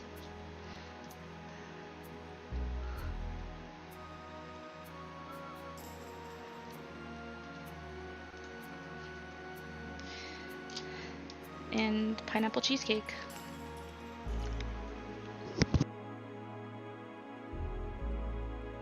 Pretty good right now, not gonna lie. Yeah, I have been excited about the cistern for 2 weeks. 2 weeks, guys. 2 weeks. I've been so excited, like, yes, get into the cistern. Go down into the cistern. And you all almost didn't come down here. Bodies. You almost didn't come down here, and I was just like, oh, please go into the cistern. It's gonna be a great time, I promise. Look, sometimes you just don't do things. Yeah. In Healer. the Curse of Strahd campaign that I was in a while ago, you know, we went to the church to deliver, you know, this guy's coffin. And, you know, we heard screams coming from under the church, and the priest was being all weird, and my party looked at this situation and was like, well, we were asked to do something else, so you guys have fun with this problem. Yeah. Hey, guess what? More common than you think. I also DM'd Curse of Strahd, and they were like fully investigating, like listening in on the door. Like I thought they were gonna go in. And I they were wanted. Just like, no, we're gonna leave now. I wanted so bad, Court. I wanted so bad to go down there. I literally. Make your character do things. I almost went down there on my own while the party was away doing other shit. I almost was that bitch and did some fuck shit, but I was just like, oh, would she do this? Like, and also, do I want to do some fuck shit? And like, I could die, but like, I think about that cellar under the church because I want to go back to it and I want to go down there.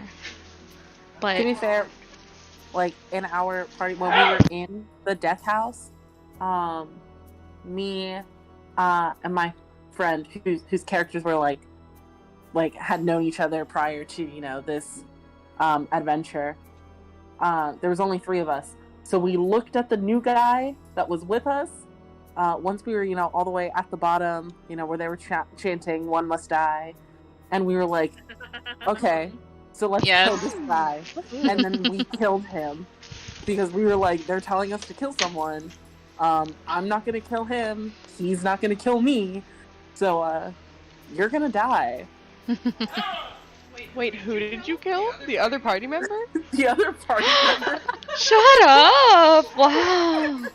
Oh my gosh. We just went for it. He tried to run and we did not let him. So fucking sad. Oh my god. Sorry.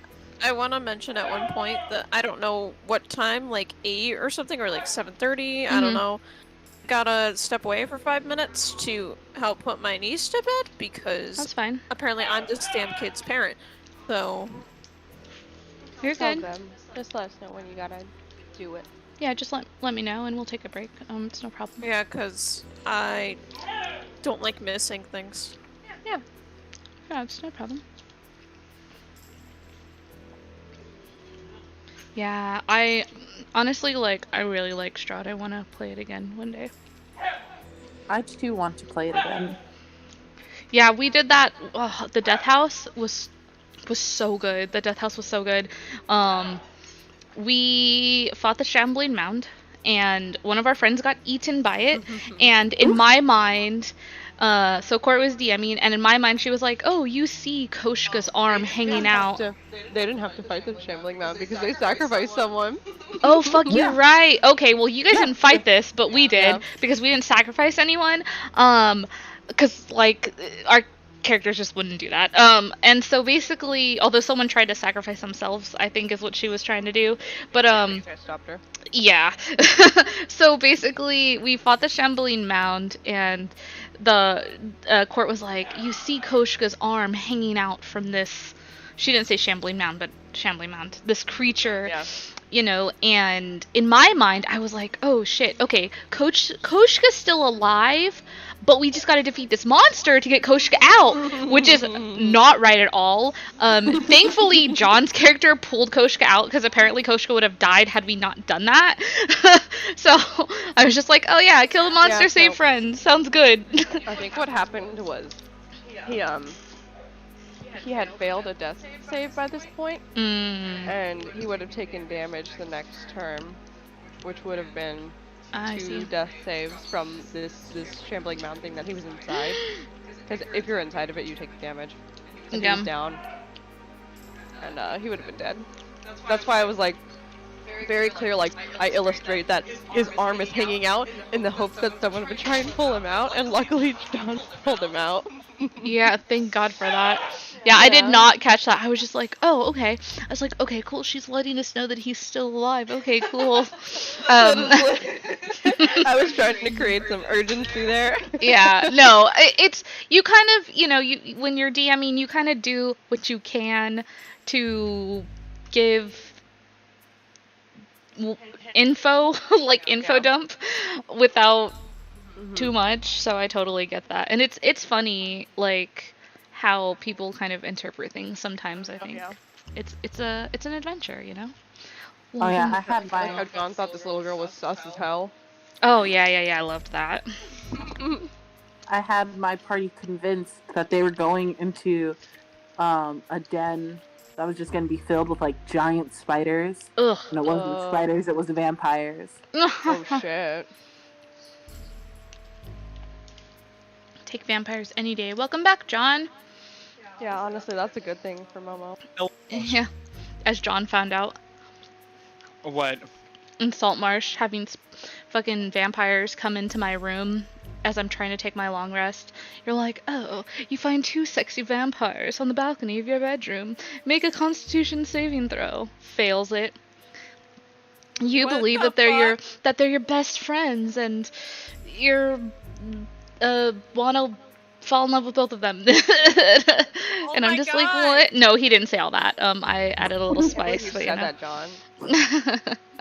Yeah, John, how dare you throw vampires at me? You know that's my weakness. No. I described them. I did not. I described the vampires. And you gave us picks, and they were hot. Yeah, 10 you out did of give us 10. picks though, and you don't Momo. normally do that. Yeah. When are you gonna throw some hot and sexy goblins in front of my way? Like, Oh my God. I Careful would what you like ask to for. confirm one more time that Greater Restoration did not cure the maximum hit point bullshit. It did not. No, buddy, I don't think it's a disease. It's like some sort of magical bullshit. Maybe it's a Momo brew kind of bullshit. So. Yes. Lord. Alright, so I think we've got everyone back, except for Dory, who I will be piloting the best that I can, and we can get back into it. Yeah, everyone's here? Yeah. Cool, let's get back into it, guys. Alright. So, we end our short rest, and you guys make your way down the rope and you're back into this room with the glowing icicle cube, the albino white tiefling down one way, and the lever down the other. What would you guys like to do? I don't want to be that guy, but I'll take it. What happened already happened. I'm a fucking idiot, and I forgot I have magic resistance, but that's okay. It wasn't magic, so you're good. You're not an idiot. Nani! Nani? Nani! Oh my god. Well, do we want to take our chances with the lever? I'm afraid that either way, we're probably going to attract some attention. Are we prepared for that? Well, the tiefling already knows that we're here. So it is possible that whatever is like still in the cistern also knows that we're already here and is just lurking in the shadows. Because, they can do that, I guess. I don't know if you meant for that to sound extremely ominous, but if so, you did a very good job. She gives her like a very hesitant smile. Was it ominous? Very. Well, the ominous part should be the lever because I, looked at it and I don't know what it's supposed to do. So, what if it traps us? What if it just, opens up a whole thing and we just go way down in the ground? It's already cold here. I don't want to get colder. Let's see, should we could take our chances. You did say that there's only one person. Yes. And they are... did not attack you, although they can see you. Perhaps they can be reasoned with. I didn't think of that. Well, it's important to maybe consider. Maybe they don't want to fight. Maybe they're a prisoner too. We don't know. They looked kind of too comfortable to be a prisoner, but I don't know how prisoners are kept these days. The speaker wasn't outright being harmed, but he was very clearly a prisoner. Maybe she's not allowed to leave.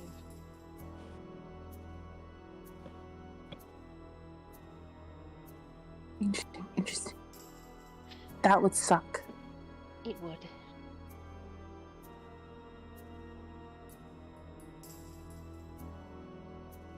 Thoughts? I'd rather take my chances reasoning with a person than a lever. I feel like the lever might be able to kill us a lot faster. What if it drops a giant rock on us? How are we supposed to survive that? I mean, Xerius wants to talk to the person, but John desperately wants to pull the lever. Same. You can pull the lever then, bitch. I'm not going in that room. Why not both? Well, I mean...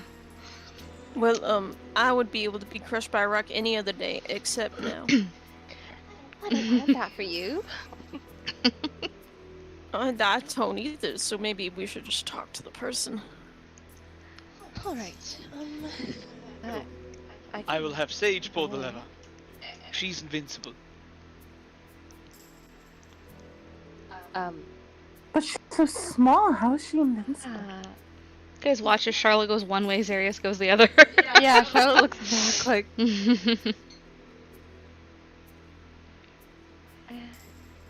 Anyone who spends their time next to something that can kill you probably isn't a prisoner. Well, I think I can take them. I'll go with you, Charlotte.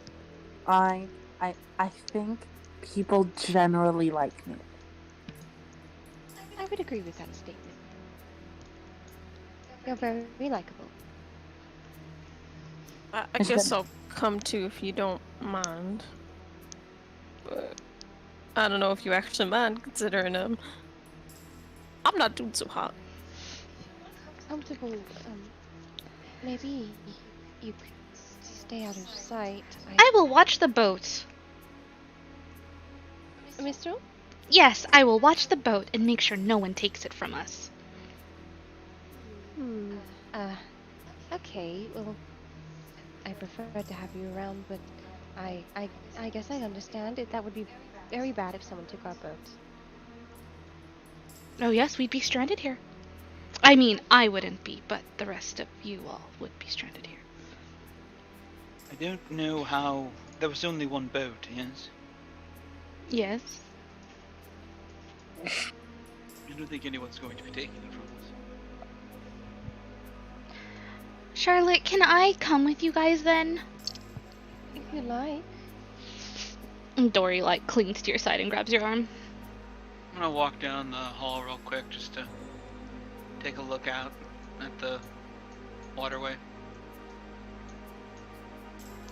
See I the... don't see anyone, so yes, I believe you're welcome to come with us. No, that was Dory talking.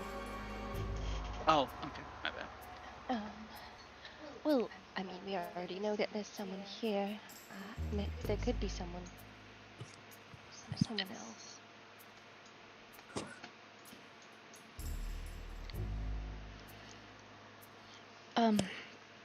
I think Mr. just isn't comfortable coming with us.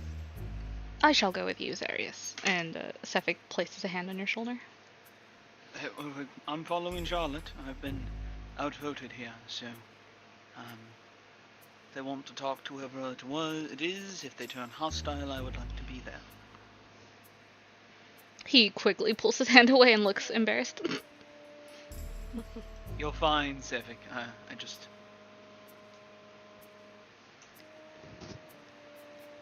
If they're not locked up, I can't imagine what they're doing down here. Well, they don't exactly have a way out. Boat. That's why I thought maybe prisoner? And she's going to grow quiet, though, as she rounds the corner. Oh, can I turn my light back on? Yes. Dory hugs the wall as they follow you, kind of tippy-toeing with their hooves, following around the edge of the wall carefully, kind of stepping where you step, trying to be very, very careful. Terpsy's just walking right next to Charlotte. Oh. Okay. As you step into the room, Charlotte, you too now see the private quarters of this albino tiefling woman. She's got a black crow still perched up on her horns. This time, however, when you walk in the room, her back is to you. And without turning around, you hear her address you all.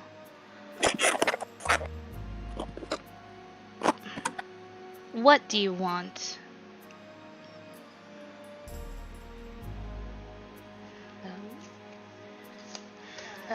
I'm sorry if we've interrupted something, but I'd like to know what you're doing down here.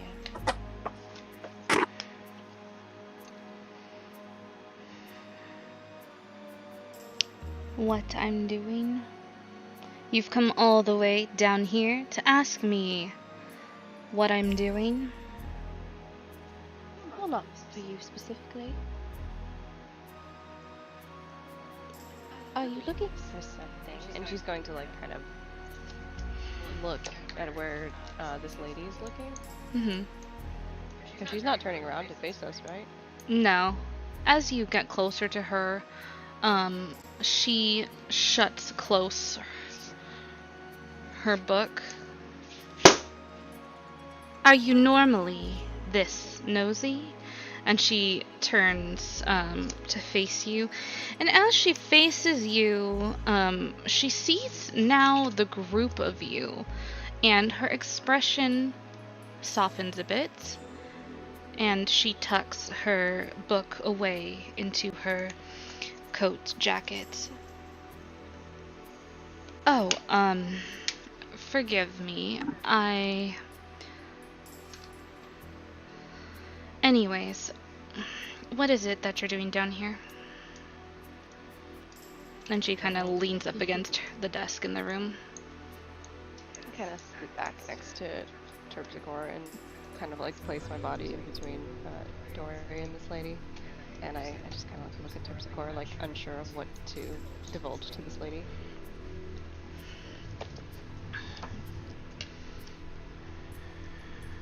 Terpsichore just, she looks at Charlotte, shrugs, looks at the tiefling.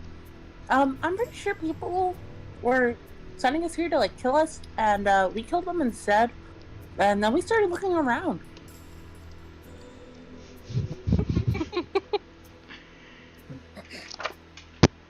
I love Terpsichore. Holy shit. You've killed people here in the Caer? Yeah, like upstairs.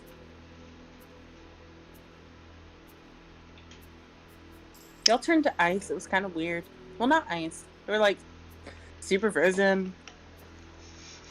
That's curious. Well, you wouldn't have killed anyone I know, so it's none of my business.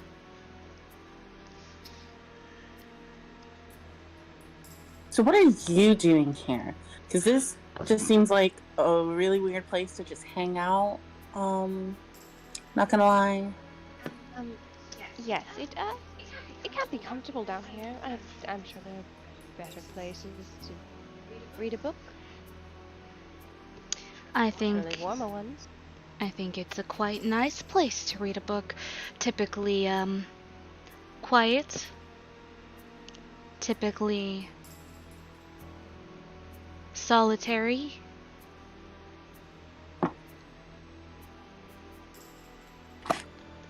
A nice little hideaway. Don't you think so? What would you be hiding from? I wouldn't say this is very nice. We passed a lot of dead bodies to get here.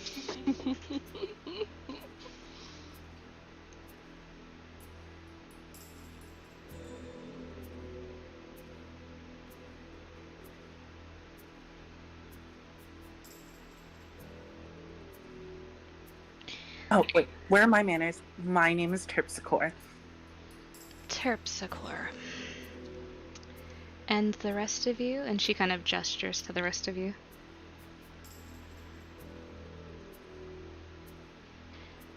I'm Charlotte, and what would your name be? Avarice. And she gives you a small bow. Kind of nodding her head. Mo kind of like weakly steps forward and he's like, I'm Schmo. Hi. Schmo. Charlotte Terpsichore. And Dory is behind Charlotte. You kind of get the sense that Dory is a little bit antsy after this tiefling mentions her name, kind of hopping kind of foot to foot, and tugs on your cloak, Charlotte. I'm gonna turn to Dory and whisper, something wrong? That's Avarice. Mir knows who she said she's a very strong tiefling. She seems to admire her a lot. She admires her, so maybe she's good. She hasn't hurt them at all, has she? No, Mir seemed to like Avarice. Dory kind of peeks over your shoulder at Avarice, trying to get a good look at her, and then hides back behind you.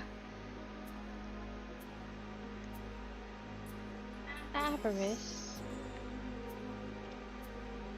Do you know Mir? Yes, the small tiefling girl. She's one of the servants here. Kradoth took her in, and she lives here now.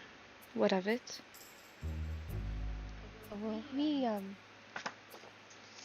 met her briefly when we entered the Caer, and she gave us a bit of a tour. She's very nice. She spoke highly of you.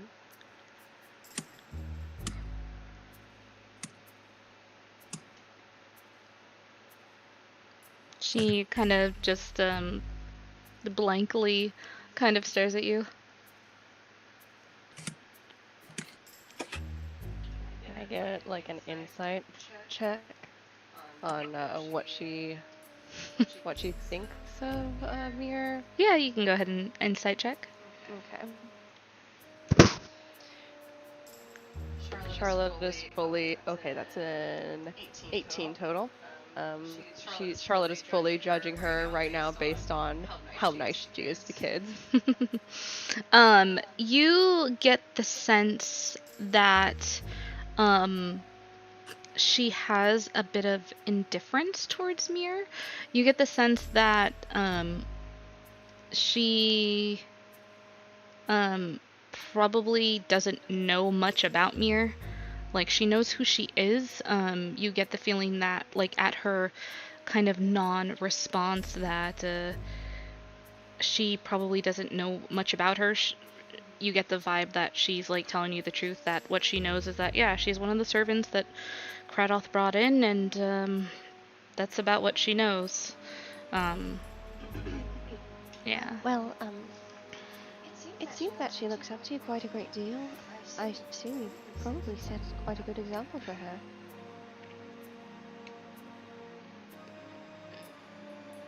We haven't interacted much, so I'm not sure what kind of example I could be setting for someone I'm not familiar with. I know who she is. We've seen each other on a couple of occasions. Do you know her? Are you someone from her past time before she became a servant here? Why so many questions about Mir? She kind of crosses her arms and she starts to look you kind of up and down curiously. Oh, well, obviously we're not related at all. But, I don't know, I quite like the girl, and I thought you might be someone important to her.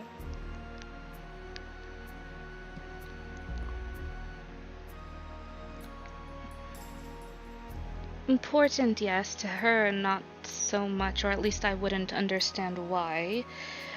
I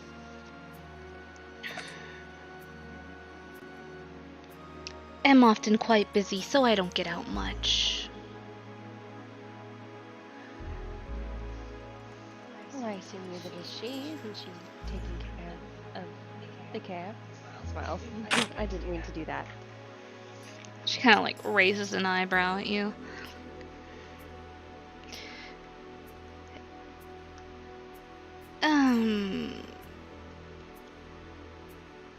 She doesn't like puns. Get her!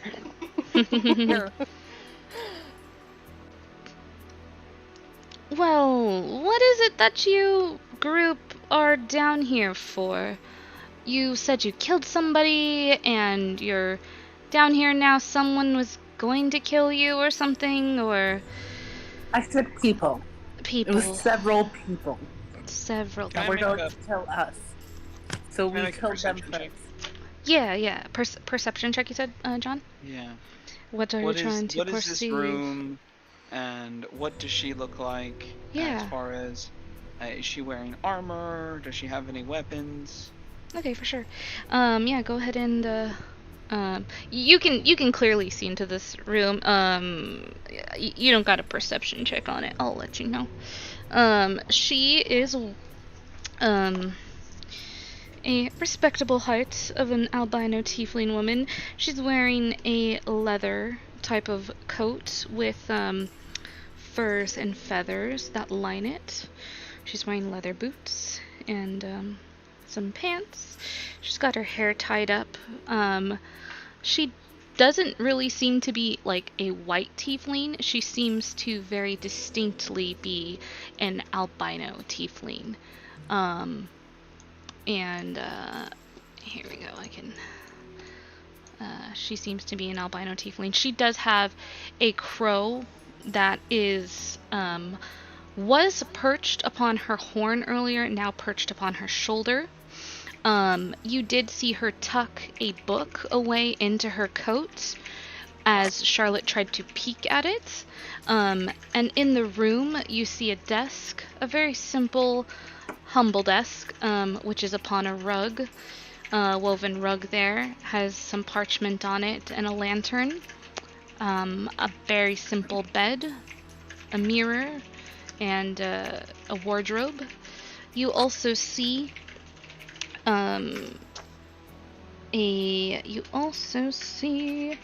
a staff that rests against the wall. The staff is looks like a bluish metal.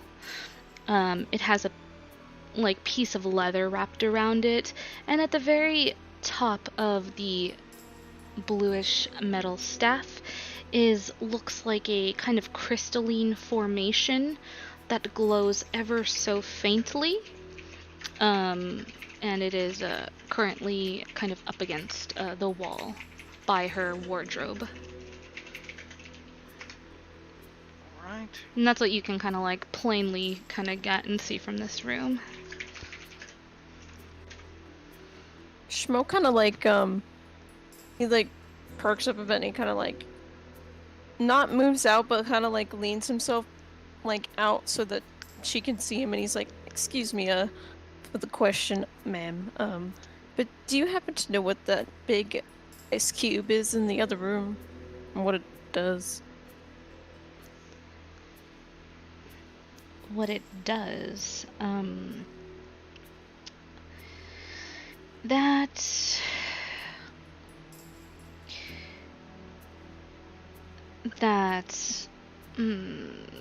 ice cube is, I'm sure you met some of the, lovely robed people upstairs. She's not wearing an amulet, Yes. is she? No, you do not see her wearing an amulet. And she doesn't really react to the one you're wearing.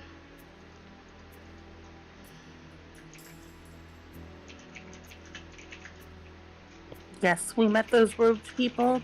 It did not go very well. I personally very much do not like them. I see. Well, I'm not incredibly fond of them either. They are what they are. Either way, we share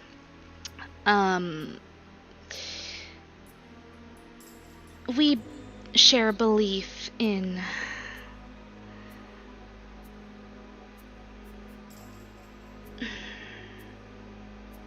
you're familiar with gods, the deities, and the such, correct? Terpsichore visibly, her body's she's fucking jumping. She's excited. She's like, yes, I'm very familiar. Not Okay. very familiar, but pretty familiar. I see. Very well. As they say, birds of a feather flock together. We are, worshippers of the same following. That would be until the cat comes.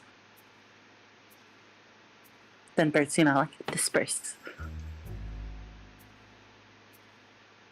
She kind of raises an eyebrow at you and just... Does that make us the cat? And she looks at Charlotte. Wait, what? Are we the cat that makes the birds go away? What? What? No, what? Why are you... Oh, wait, are you whispering that? Shit, sorry. What? Wait, No. what is this? What? Yeah, that's how the phrase goes. Birds of a feather flock together until the cat comes. Oh, Until okay. the... Where are you from? I have never heard that added to it. It's very common that a lot of people don't know that that's added to it. I see.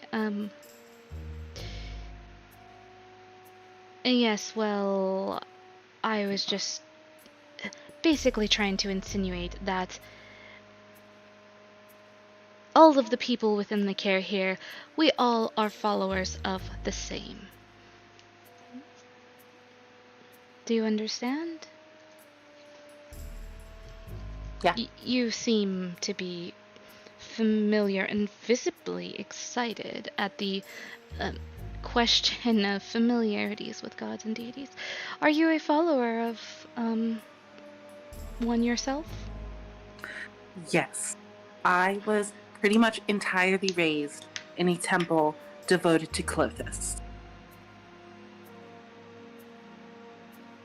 I see. I'm not familiar with Clothis, but perhaps I could do some reading. She's absolutely amazing. And she's what helps keep everything in line. Because, you know, as soon as somebody goes against their fate, you know, it's kind of just like... she makes like a killing noise and like... Just go wide at that. Well, yes, I agree that everybody does. We are all have a fate set out before us, things that we must do, and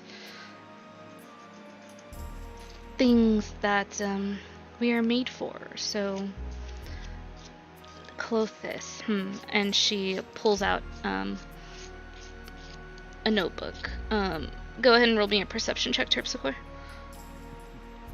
Nice. Okay.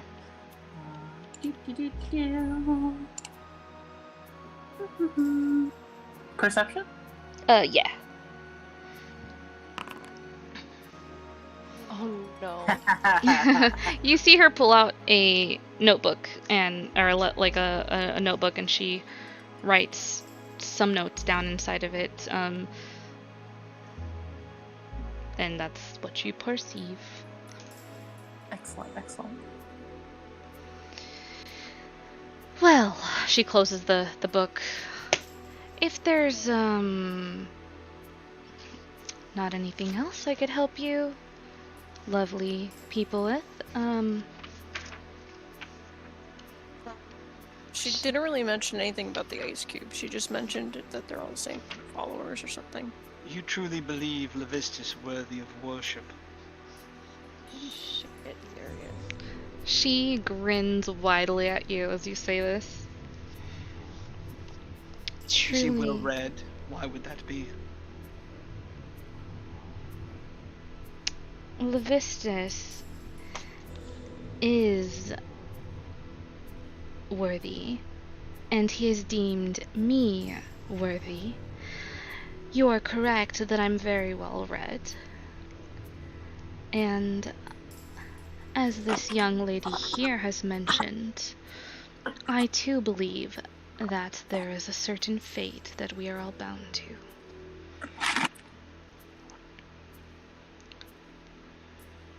So, correct me if I'm wrong, but are you saying that your god has given you some sort of higher purpose? And she looks very interested at this point. Yes. That is exactly what I'm saying. What would that purpose that you've been gifted would be?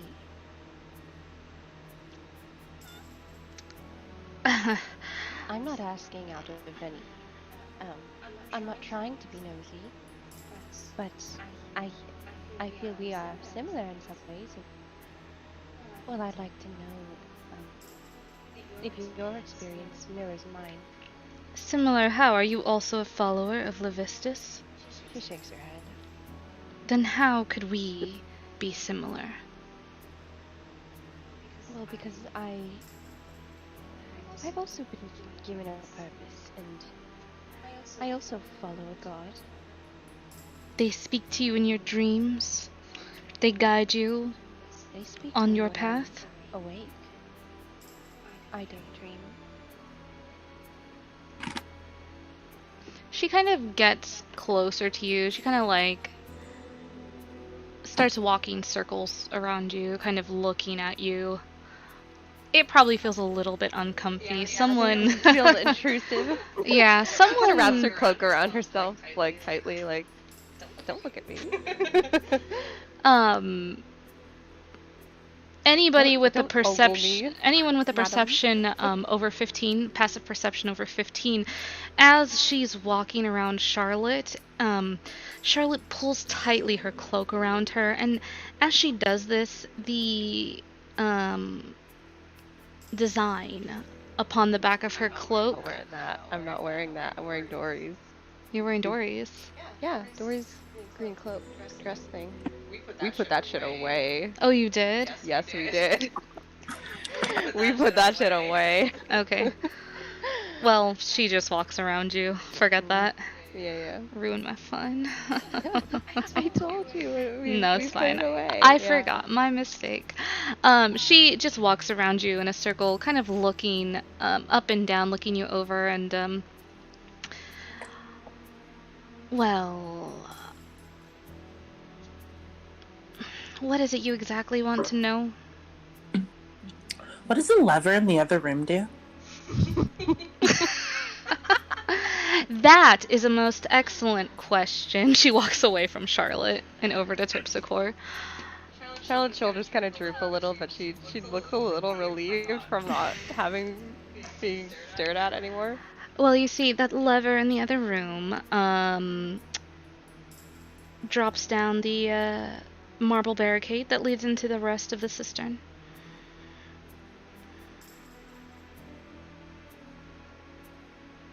Right, it wouldn't have killed us, like, immediately. I don't know what else is over there. No, it wouldn't have killed you, just would have lowered the barricade. And she looks at you very puzzled, like, who hurt you? Like, like, what?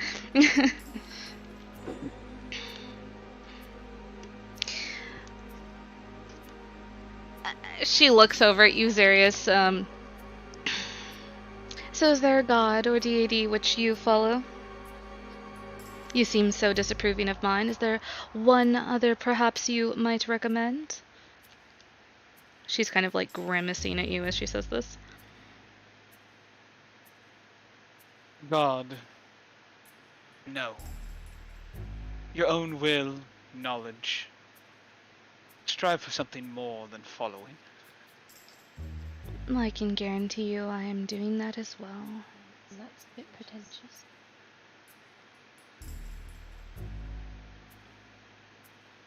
Especially if it leads you to a demon. Sarius, I just think you're very spiteful. Were you A fate? Absolutely. Were you calling him pretentious or me? Oh, you heard that.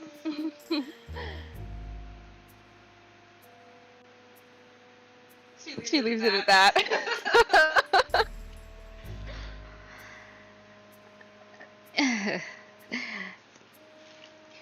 Any. So, may I ask what's the purpose that you were given?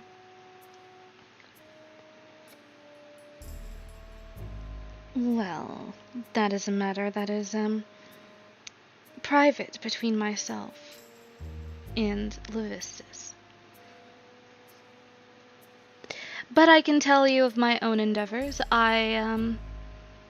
As your friend here mentioned, I am very well read, and I do seek to become stronger, as most well-read people do.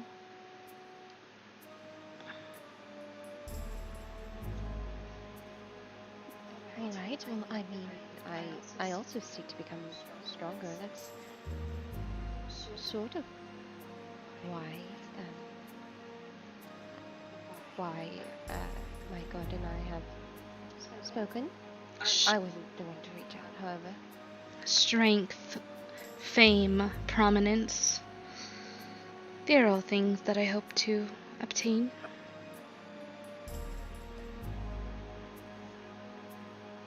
Oh, you must have someone to protect them.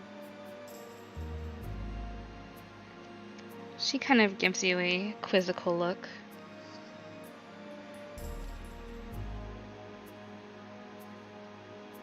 That's my reason.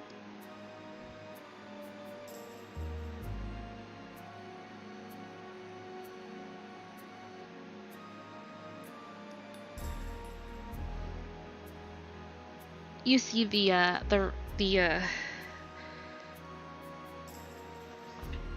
raven upon her shoulder kind of lets out a loud kind of squawk, almost sounds like a laugh. Ah! And she kind of like reaches her hand up and starts petting the bird on the head. Well, to protect Skelm here, you see. And she looks at you and she's like petting the bird on her shoulder. I like your bird. She kind of reaches her hand up to try and pet him. She takes the bird from her shoulder. He steps onto her hand. Is this obviously disingenuous, or is she actually... Oh, her trying? saying she's protecting her bird, or her giving... Yeah. You can insight check her. She brings... 19. 19? Okay. You kind of get the feeling that she's kind of being teasing. She's not seeking power, fame, and prominence for protecting anybody. She was trying to seem relatable. Relatable to the kids. And opportunistically, her raven made a sound, and she was just like, "Oh yeah, Skelm." She kneels down and she has Skelm on her hand, and she outstretches a Skelm on her hand towards you. This is Skelm. Oh, hello, Skelm. Do you like scritches? And she's going to try and pat Skelm. Hello.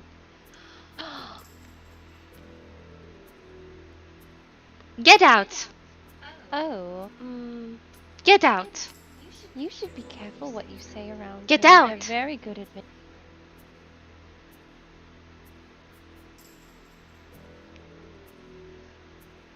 Fame! She like pulls him back, and she kind of. What were you saying? She looks at you with like such a troubled look on her face.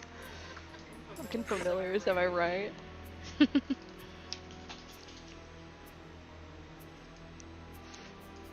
He kind of puffs up, goes back to her shoulder, spreads his wings out, and is kind of like flapping. Looks very proud of himself.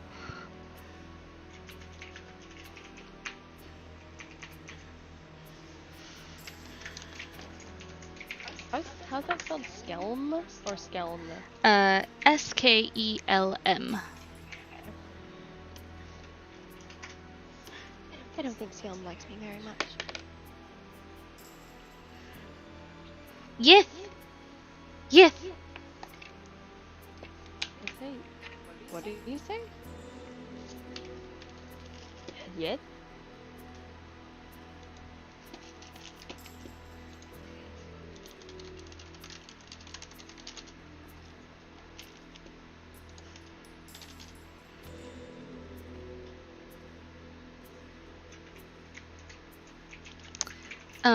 After Skelm...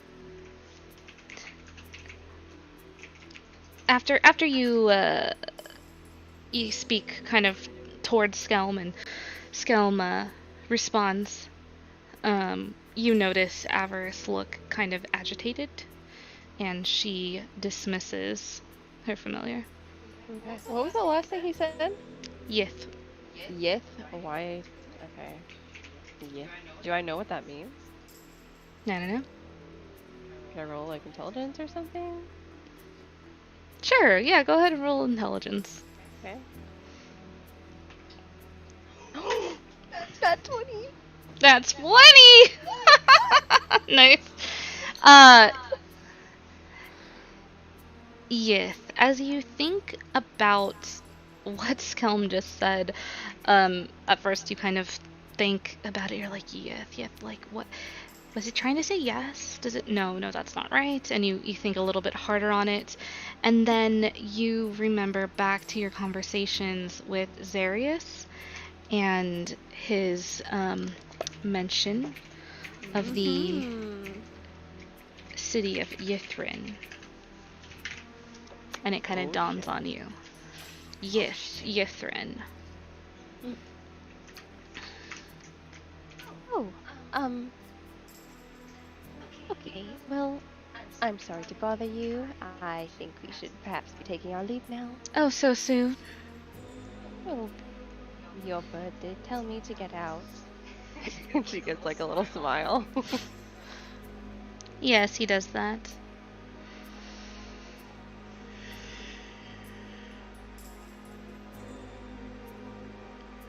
And she just kind of like standing there watching like the rest of you.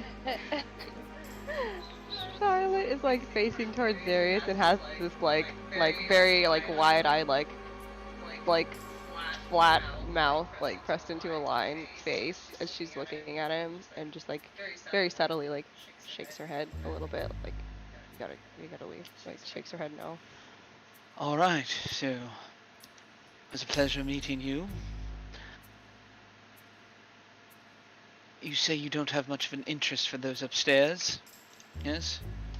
No, they are... Sure, we are followers of the same, but, that is about as far as that goes. Excellent. Kindly let us know if that changes, and I will turn on my heel and begin walking down the hallway. I will kindly do so if I see you again. And she gives, like, a wave. Well, I certainly hope that we do see you again. I had an amazing time here. But I do have to follow them. So goodbye. And she curtsies and just like scurries along after Darius and Charlotte as they leave. She like opens her mouth to say something. And she just like not like bows and just shakes her head. Schmo, what are you doing? He's kind of just like following everybody else. Okay. That is. I was like, you don't get words from me. No, I mean he's just vibing. It's like, oh, I feel like crusty garbo poo poo. I'm sorry, Schmo. Oh, try so much. This fucking sucks. As a healer, this sucks ass. Terpsichore, are you walking through the middle there? No, don't. I'm gonna pull her away. She fucking knows that. Are you walking through the middle there, or are you? I wasn't even thinking about it. I was just like moving my token. I figured she was just walking wherever Darius walked, but like okay. moving her token away. So I was like, I'm just gonna cut through. I'm gonna say that Xarius probably followed along the walls I did, and yes. not walk through it. So I'm gonna say that you followed him. If that was your intention of following Xarius. That was my intention. I just. You're good. Let's go. I just wanted to make sure. Okay. Alright, you guys find yourself, back in the other room with this most, mysterious lever that goes up and down. It is currently in the up position.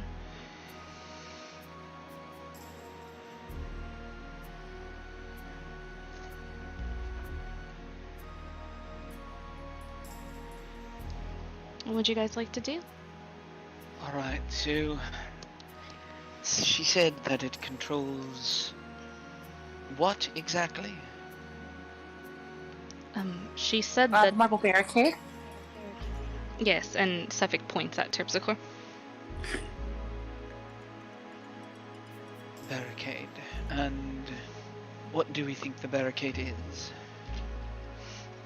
You Well, saw a barricade earlier. Yeah, the thing stopping us from proceeding forward in the previous room. Yes. Alright. And it's, you said it's halfway up, right? Yeah, so it's, the barricade is up, and it is only, like, it only barricades the boat from going through, basically. This lever is all the way up. When you look at the barricade, it's above the water line, essentially. Alright. Unless someone has a other idea, and we'll have Sage fly over and drop the lever, hopefully. Alright, yeah, you're able to have Sage, fly over and steps upon the lever. I learned some awesome Alfax today, and owls are pretty strong and stuff, and they've got like stronger grip than a Rottweiler, right? Stronger feet. Yes, Yeah. their feet have a stronger grip than a Rottweiler's jaw. There you go. Oh, There's your factoid of the day from a real life falconer. Congratulations. Yeah. Press 0 if you'd like to unsubscribe from Owlfax. 0 key is broken. Yeah. So. Right? Screw the stat block. I'm not even gonna look at it. I learned cool Alfax today from a real life owl falconry handler. Yeah, Sage is able to go over there, and you see Sage grip the lever, kind of bounce up and down upon it, and is able to, after a couple times of bouncing up and down upon that lever, is able to get it in the down position. As that lever goes into the down position, you hear the lever. Do some fucking Foley, y'all. Here. Go away. She's about to do some Foley, y'all. Sorry. Excited. Wow. Well, thank you for ruining my moment. Sorry. No, it's fine. I'm like mid-sentence. It's cool. As the lever gets pulled down, you hear a sound from where the waterway's at. And now my door doesn't want to creak. God damn it. Well, fuck that. Sorry. My door's usually really creaky, and I was like, that's gonna make a great sound for this creaky thing. And now none of the doors in my house creak. Amazing. Destroyed by a well-oiled door. Congratulations. God damn it. Yeah, you hear this, When I needed you the most, door. I will attack the door again. door creaks all the time, other than right now. But yeah, anyways, you hear a sliding of something in another room out from the waterway that you came from recently.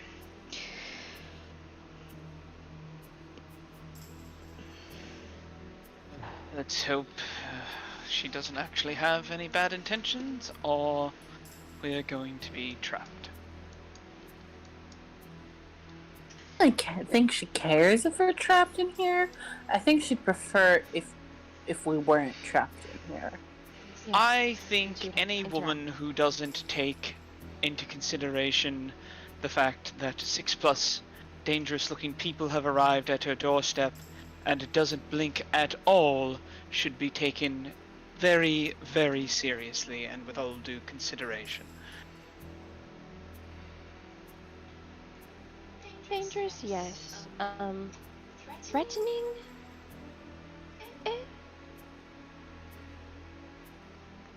Well, Shrug. Suffolk kind of nudges you with his elbow. Well, I don't know about you, but I quite admire a strong woman. She didn't seem to mean us any harm, and we didn't come in a threatening manner, so... Doesn't matter what manner she conducts herself in. If she is aligned with a demon of the lower planes, we're going to be at odds at some point just for the sake of wanting 10 towns not to wither and die. Well, she did mention she was seeking prominence, power, fame. Who knows? You can get those from other sources. I mean... They don't have to come at the cost of others. This is true. But there are shortcuts. And, well, demons tend to offer those at the cost of things everyone in our group would rather not give up. Well, we don't know if she's offering up other we don't know what she's offering up, and it's. I was just trying to make light of the situation. I'm sorry, Civic. I have a serious problem with not picking up on sarcasm. Oh, it's okay. We'll teach you, won't we, Charlotte?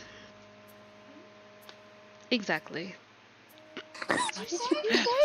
And he kind of like walks away, like waving his hand in the air, like. Genuinely don't know what you said. That's okay. Fine, I'll just talk to the OD. Alone. Like on the boat. He basically implied that you and Civic were teaching Zarius sarcasm. Yeah. Since he doesn't fucking get it.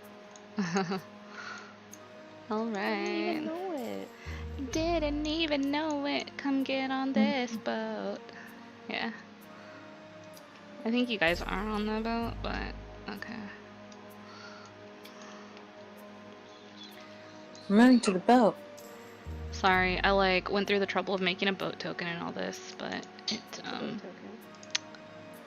it seems to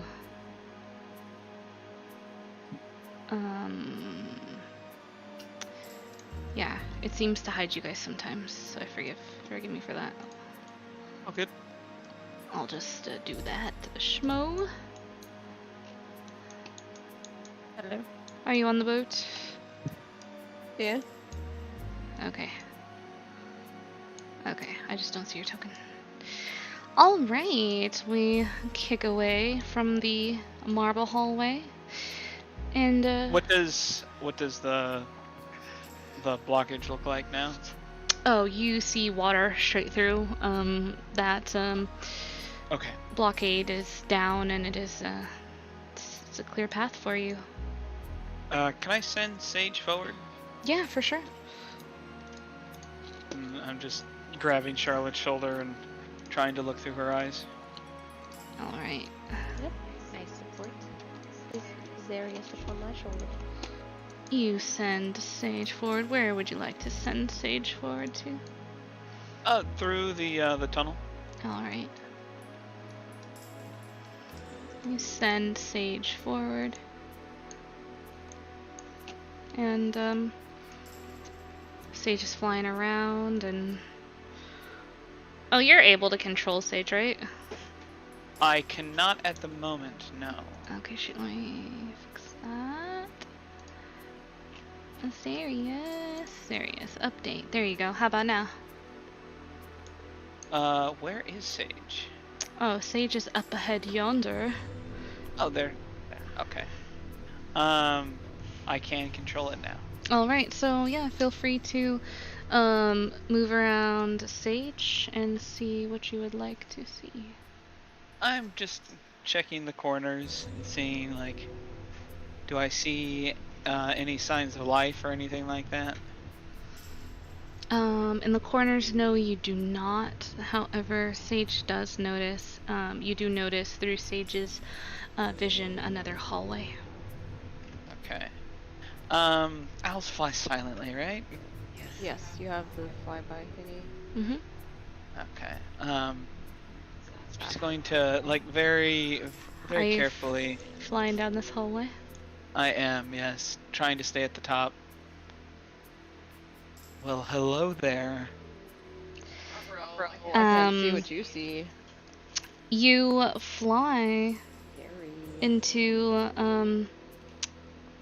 a 5-foot wide, 8-foot high tunnel that leads to a dark and cold room. The room reeks of filth. Once you get into the room,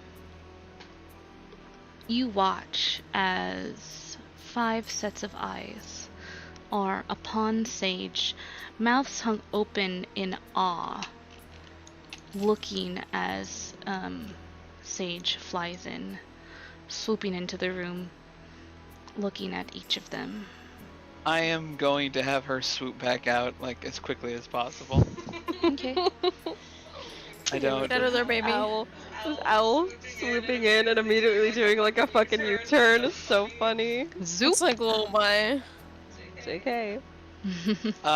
And I'll have her land on Zarius's shoulder, or should I have her land on his head and make him like 9 feet tall? You can have her land wherever you'd like, sir. Lad. So what did she see? What did those people look like? Okay, you saw a man that looked to be about 64 years old. He was wearing a decent clothes, not like peasant type of clothes, not quite noble's clothes, but respectable clothes, though they did look quite worn and filthy, worse for wear. You also saw a very skeletally thin man who was about middle-aged, and let me see here something. Middle-aged. He has his hair tied back in a ponytail. Looked to be wearing the clothes of a butler. You also noted a woman of a dwarfish background, and she looked quite stout, about middle-aged-ish herself, which for a dwarf, like, yeah, she's got kind of reddish hair, comes and wraps down pigtail braids over her chest, and she's got really, really long sideburn chop things going on. You also notice about a 30-year-old woman who's wearing what looks like a maid's outfit, like a housemaid. And you also see a younger gentleman who looks to be about 25, and you kind of got a shy vibe from him. Okay. Wearing some plain clothes. I am taking the amulet of the cultist off, and I am relaying all of that information to the group, and just adding, well, I'm happy to report, I think the servants of the speaker are actually alive. Some good news for once. Very good, because I was pretty confident in the fact that they were likely dead. Oh god. Yeah, me too. Bodies were not reassuring. But that's good. That's good. Shall we go see them? Yes,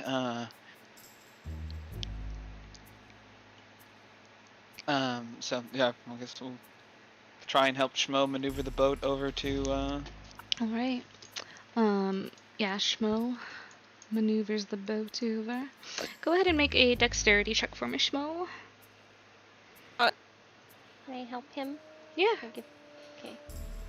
Yeah. Give guidance and Reach. help steer the Yeah, boat. you like reach over and kind of rub his back.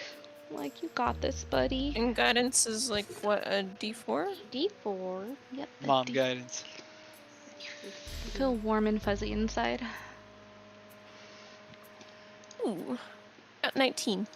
Very nice. You guys watch as Schmo expertly navigates this boat through these icy waters.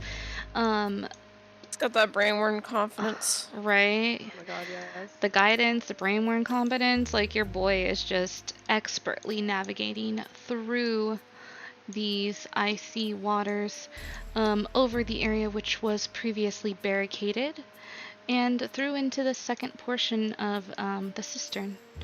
And you come to a hallway area, and you watch as he navigates that boat in up against that ledge there. In a whisper, like a whisper that hopefully Caer is going to say, can all of you hear us? We're here from the speaker. Please.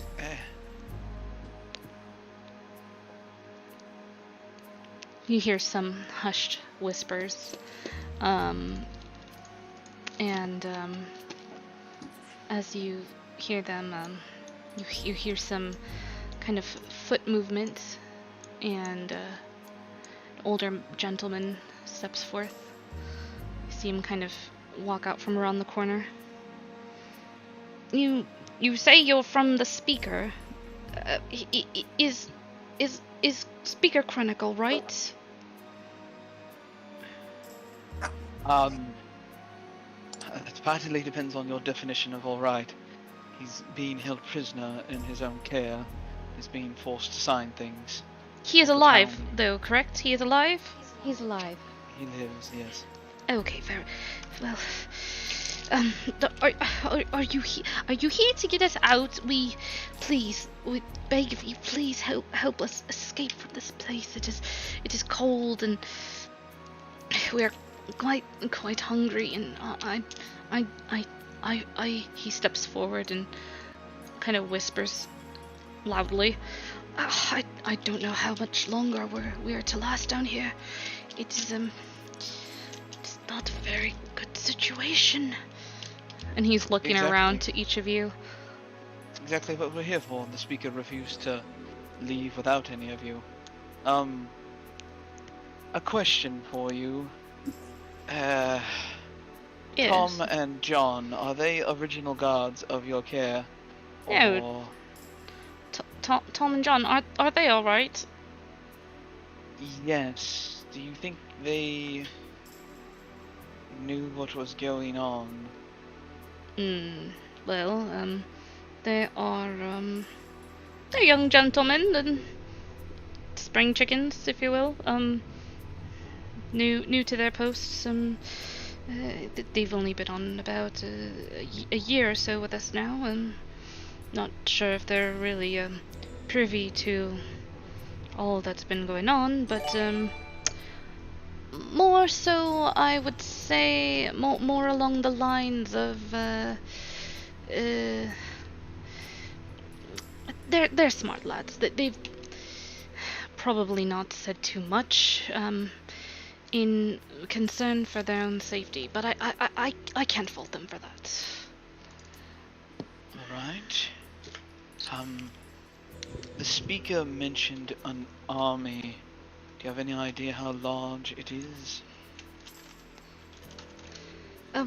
Well, the Speaker's army, or those cloaked fellows up the stairs. Sorry, It's the cloaked fellows. The Speaker didn't have an army, as far as I was aware. Does he have loyal troops somewhere? Well, we did, but you probably saw them when Unfortunately, you yes. came in here. They were the first to go, and Cardorth threatened that if we did not behave, if we caused any trouble, that we would end in the depths of the cistern with the gods which were loyal to us. Well then, let's get you out of here, along with the Speaker, and all of you can petition 10 towns or whatever other force exists in the area to take care of these cultists. Oh, all right. We're to go now. Yes, unless you like these accommodations. No, I'm not a fan of them myself. No. And he scurries away. It's like he's like an older gentleman. He's got quite the beard on him. You hear from down the hallway. It's kind of echoey. All right, you lot. Some folks are here to save us. Well, I guess we don't have any things together, but gather around. These people seem all right. I think it's safe and best that we go with them. Come along now. Come along. You hear some shuffling movements from down the hallway. And a group of 5 come your way, stepping into the chromatic lighting of Xarius's lantern. You're able to make out the features of these 5. The butler, the elder gentleman, the dwarven woman, the housemaid, and the Sorry, shy lad in the back. You're good. I don't know if I'm muted or not, because Discord's telling me I'm muted, but I went to go get food real quick, so sorry if I missed something. Oh shoot, you're fine. You guys just found the prisoners. Xarius communicated with them, and they are ready to get the hell out of Dodge. Seeing the state that they're in, I immediately pull out rations and start passing them out to each of them. So I'm gonna take out 5 rations and give 2 to them so they can have food. They each take the ration from you, each of them thanking you profusely. Thank you so much. And they just rip open the rations and start eating it very quickly. Least I could do. I wish I could do more. With a mouthful of food, you get more things. Thank you. And they look very, very hungry. You get the feeling that they've gotten little to no food while they've been down here. God. Yeah, Shimon looks upset. He's like, we gotta teach those people a lesson, right? Maybe after all of us have had a rest, yes. Yes, but Oh, yes. this is terrible. How long have you all been down here? Well, the elder gentleman kind of looks up at you. Well, I've been about. He starts counting on his fingers. You know, it's hard to keep track of the time down here, but I think it's and the dwarven woman kind of speaks up, kind of pushing between the 2 men at the front, the butler and the elder gentleman. We've been down here for about 2 weeks. 2 weeks too long. It's about time you showed up. Well, we just got here today, so apologies. Better late than never.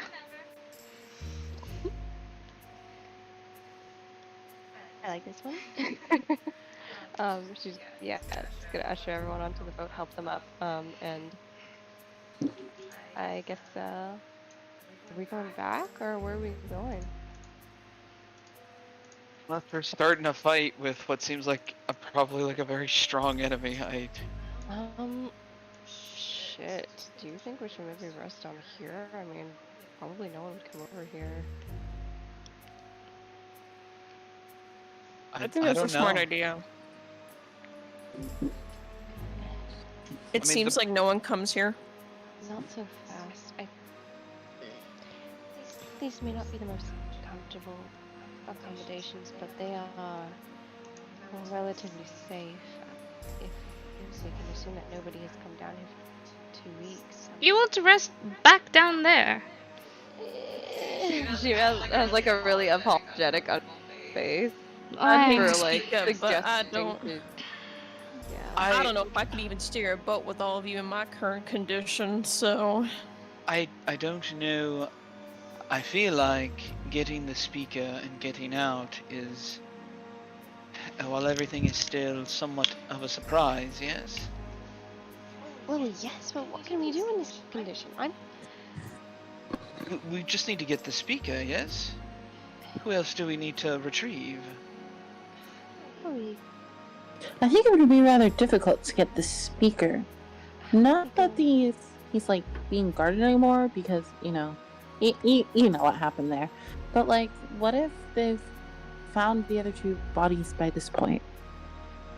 I can enter. I may cast invisibility one last time on the speaker, and if you get caught, well, then You've killed some of them. You've killed. Wow, well, look at you. And the dwarven woman is kind of Xarius, you're being stupid. looking you up and down, kind of sizing you up. Well, you.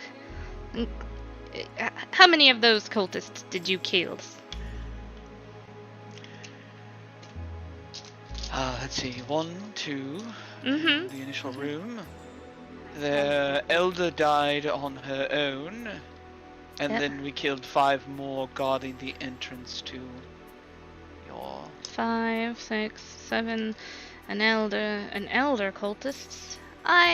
Well, no matter the age, cultist is a cultist.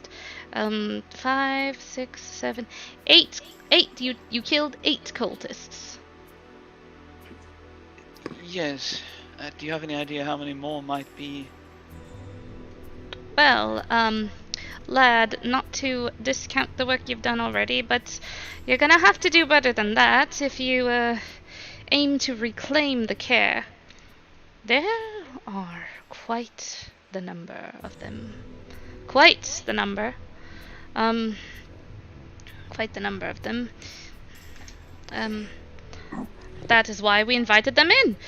Well, we thought that they were here, to help, with our numbers of things and, kind of, bolster the, troops that we had here, which weren't terribly too many.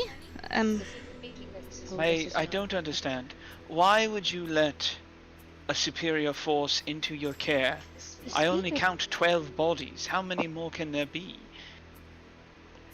The speaker told us as much, that he thought that they were sent here to resolve some sort of local dispute.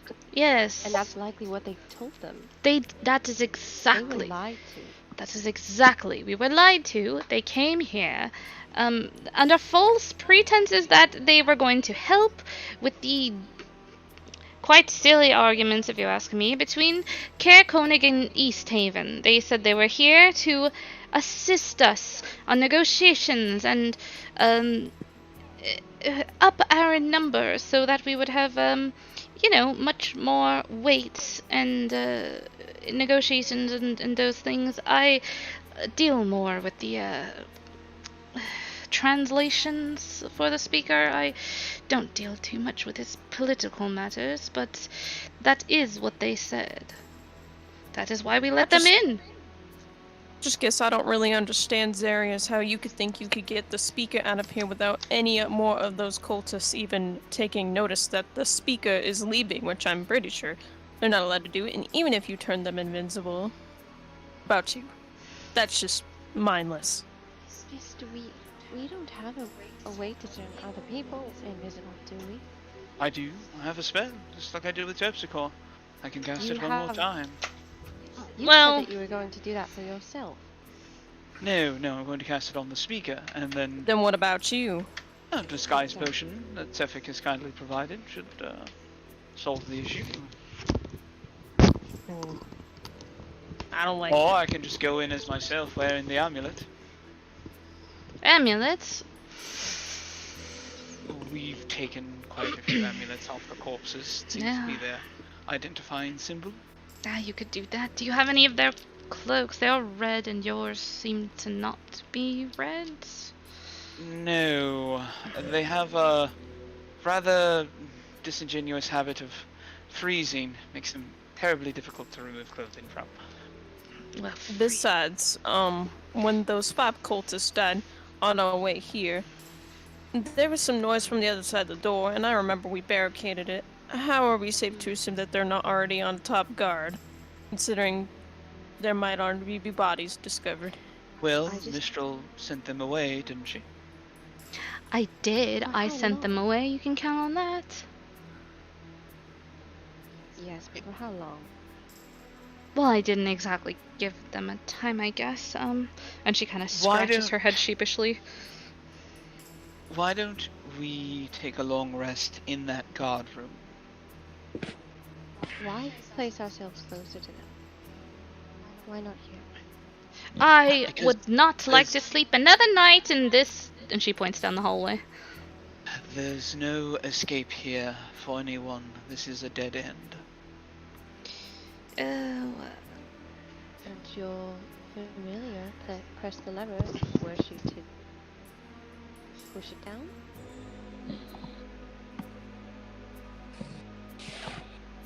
Is that what you're concerned with? No, I'm more thinking along the lines of if this superior force comes down the waterway, we're either going to have to kill them or die. If we are in the guard room, running is at least an option. I don't know. I just think that room is some place that they go frequently. You. I agree. you And there's corpses there, which means the alarm is going to be raised. So why in the world would we stay there? You guys see the butler man kind of raise his hand, put one finger up, like motioning like he wants to speak. Of course, yes. Well, if I may, they did remove all of the food from the storage chamber, and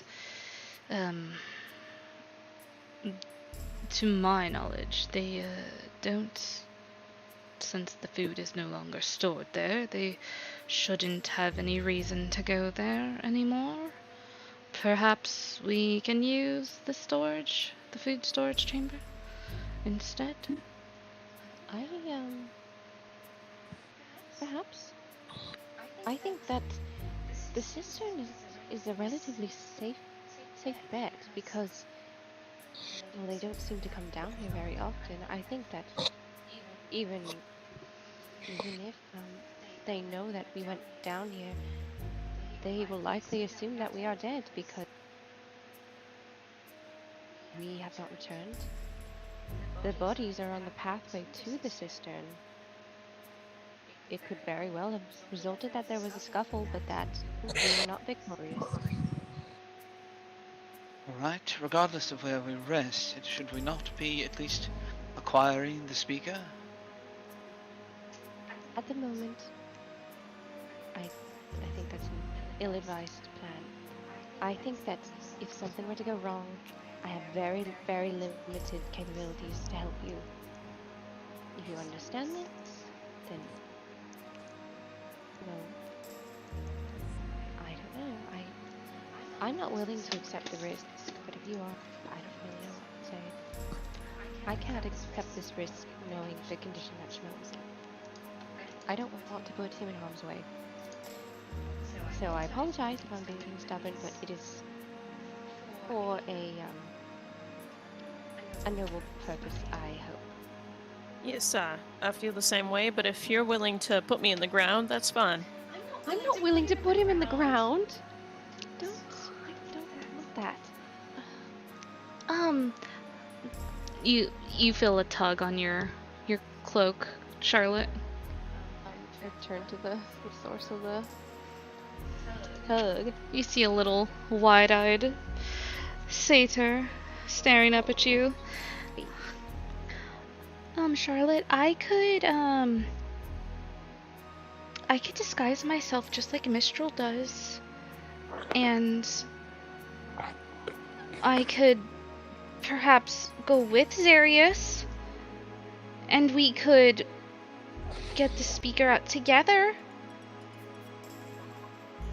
And Dory gives you these, like, pleading puppy dog eyes, basically. Blinking big doe eyes. Me to send not only Zarius, but you. Well, I have a really good spell, and I can disguise myself, and I can make myself look just like one of those cultists.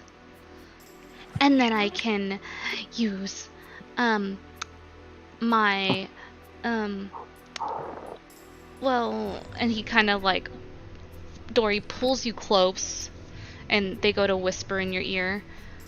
I could, you know, I could like lie to them, and like pulls away and kind of looks at you like, I'm sure you could. I can't. Schmo, you don't want to go up, do you? What? No, doesn't need What do to you go mean? up and shouldn't go up. Well, then Yeah, neither should I'm not. either of you. I'm- No offense. As soon as I'm assuming if I had a bar stool in one of my hands and I whacked either of you with it, assuming that you two would just go down pretty quick. You see, I'm being torn in two directions because I don't want to let either of you go up alone, even if it's together, because if something happens, I want to be there to help. But I can't let Schmo just stay here in this condition. It worries me. As far as it goes, it's one person over the other two, so the best decision is probably risking me. It's I don't fine. want to do that. No, Schmo! We cannot risk you. Where do you think this risk is coming from? If the speaker is discovered, then they're going to send people after us. Down here, yes? If we get him out now, we can stay down here, or we can go somewhere else to rest. Where are we You're not going involved in that rescue either way, Schmo. You're not in danger. Where are we I going don't to mind put if I'm in him? danger. How are we going to get in and get out? We sneak in, I go disguised. Zarius can invisible the speaker. I can look like a cultist, and I will look like I'm throwing Zarius out of the Caer. And I will like kick him, and Dory does a kick with their hoof. I'll kick him out of the door and chase him away. Him and the invisible speaker. Or we can simply walk out. I'd hate to be more of trouble, but didn't that rather important fella happen to see all of us once we were leaving that room with the older lady? Correct. Yes. And also, didn't did he give the order to kill us? Yes, he did. I don't So like if he that sees guy. you being thrown out of the Caer, and you're still alive, and he like Or motions with his hands, disguise potion. I'll kick him too. Dory did not like that guy. We Mo kind are of just like gets comfortable in the boat and he crosses his arms. We are leaving a man who would not leave his post or his people to save his own skin. He deserves a little bit of effort to save. We are going to save him. I just want us to be able to do that in the best possible state. The thing is, your plan, it doesn't involve me. I can't help you. Are you alright with that? I don't like it, no, but I don't see how in the next 8 hours it's not discovered that his guards are missing and something terrible happens to him. They kept him alive for a number of reasons so far. I assume that they need him.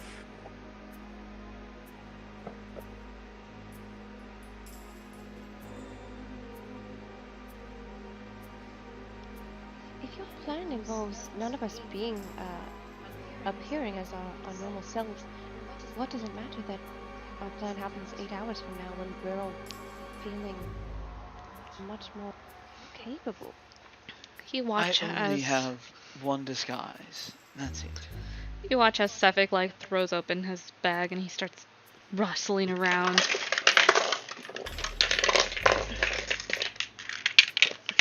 Okay,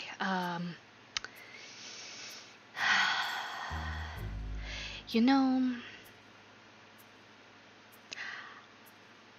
okay, fine. I guess I can make more of these. He starts pulling bottles out of his bag. Don't make anything until we finalize something, Zarek. They're already made, you dolt. Would you look at the contents of the bottle? Someone puts her hand over her mouth. I would call him a dolt.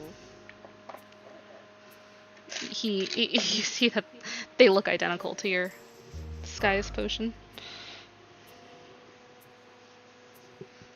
He has a lot of them, and he's passing them around. FrostMomo looks really grumpy, and he's already grabbing like the oars, and he's just already moving the boat away. Moving the boat. Okay. Where? Where are you moving the boat to? I'm away from the lake at that. Just like back to the entrance. He's given up talking at all reason. He's just trying to move it without anyone telling him. Okay. Got a very irritated look on his face.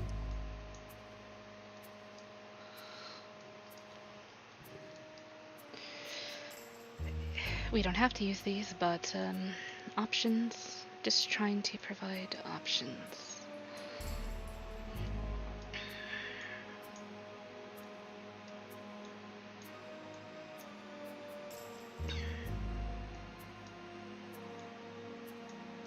All right.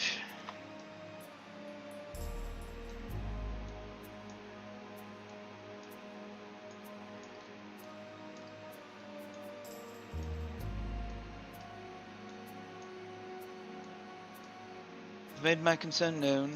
If we want to wait 8 hours, it is what it is.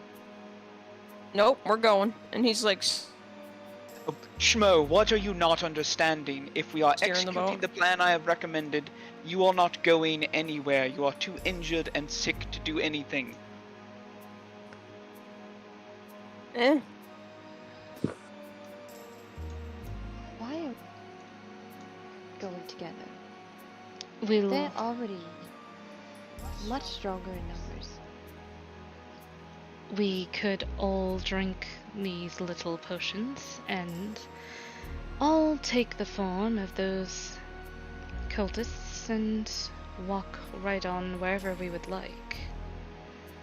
Well, it's not like we have to go out the front door. Wasn't there a door outside in the room that the guards were in?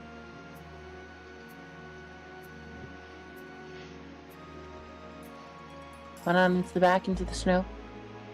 Yes, in the guard room it leads directly to the outside, to the exit.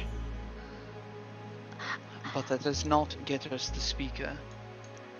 I could take Schmo, since he's not feeling very well, and we can meet you guys back at the Den of Rest. Me and Schmo could sneak out that door. The rest of you all can go and secure the speaker. I appreciate all of your concern, but I am not leaving any of you.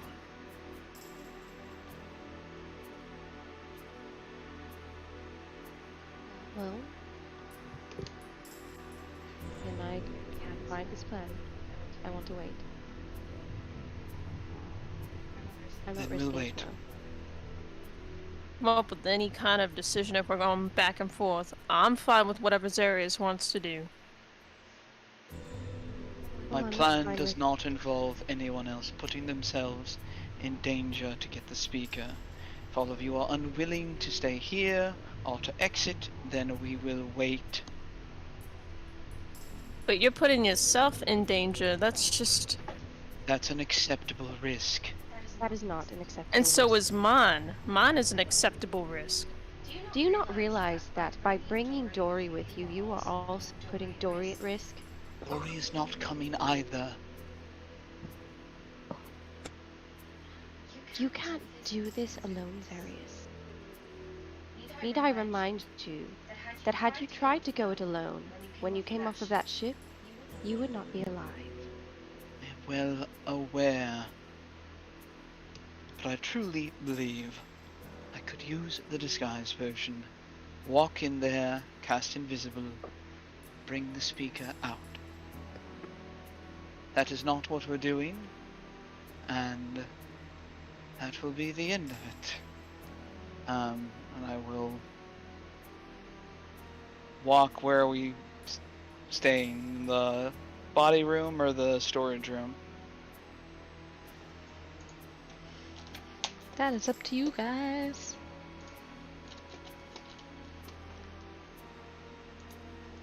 Where would you guys like to stay or do? What would you guys like to do?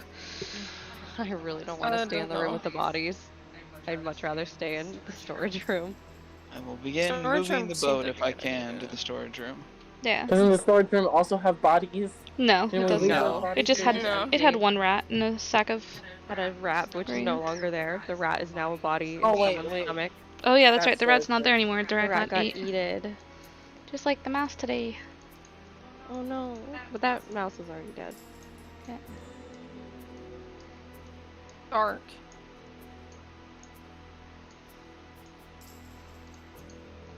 All right. You guys can make your way to the storage room.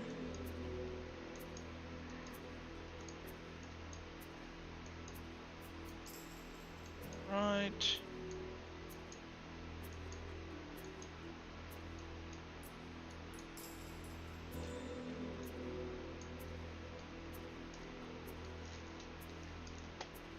Ro kind of just like moves himself to the corner, lays down.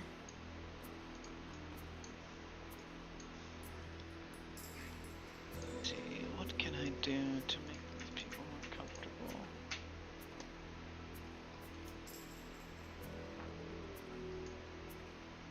Charlotte's go next to Shemel. Take off her cloak jacket thing and just put it over him. He kind of just like looks at you, but he looks very irritated and he just like moves his head away.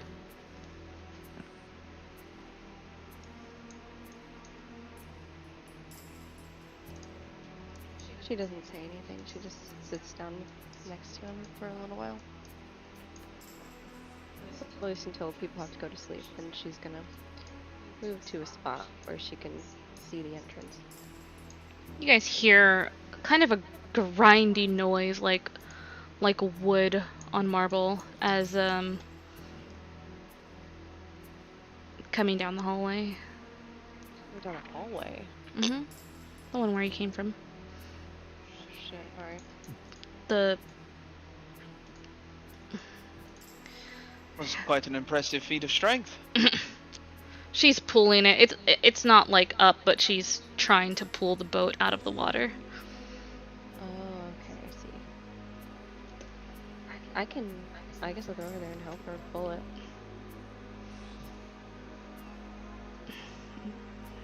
Yeah, go ahead and make a strength check. I'll use my violence dice. Violence dice. Strength check? That's 17. Oh shit. Nice. With a 17, you are able to hoist that boat up and out of the water. And into the hallway. Thank you. I just thought the boat being right at the entryway would give our position away. For some apologies, I would have probably done as much earlier, but things are quite tense, as you can see. It's no matter. And she kind of like brushes her hands off and like kind of smile grimaces at you and like goes to settle into another corner somewhere. Is anyone still hungry? All of Right. all of the fucking prisoners like perk up at that.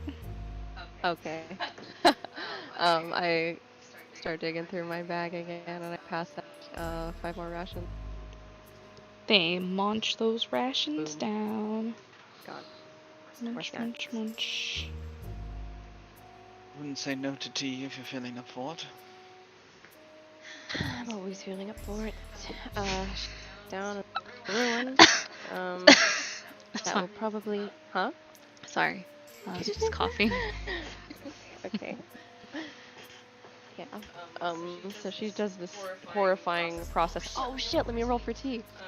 She does this horrifying process in front of the other prisoners, or maybe they don't find it horrifying, I don't know. Where she sits there for a moment and then just kind of like holds up her teapot that Dory gave her in front of her mouth, takes the pot lid off and just into it. Just a stream of hot, fragrant tea, baby. Okay. Where's my die? Okay. I roll... Yeah, because there's 27. That is 18 plus 7, that's 25. What's T25? That is... rosemary tea. Wow. Rosemary tea. Cool. So you guys get this relaxing, tasty herbal tea, and she passes them out with whatever cup she's got. She tries to give one to Shmo. I just like looks at it and then he like takes it, but he doesn't drink it. He just puts it like on the side where his face is. Yeah, it's warm.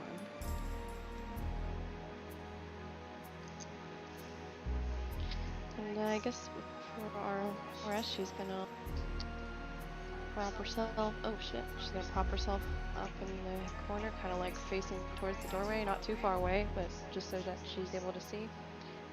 And go into sentry mode.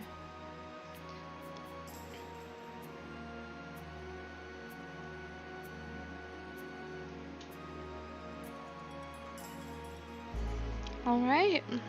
Are you guys doing watches or anything? Or Charlotte just doing the sentry? Yeah. Okay. Going to I mean, people can also do watches. going to copy down what I can of Blur and False Life Sounds good. in the spell book.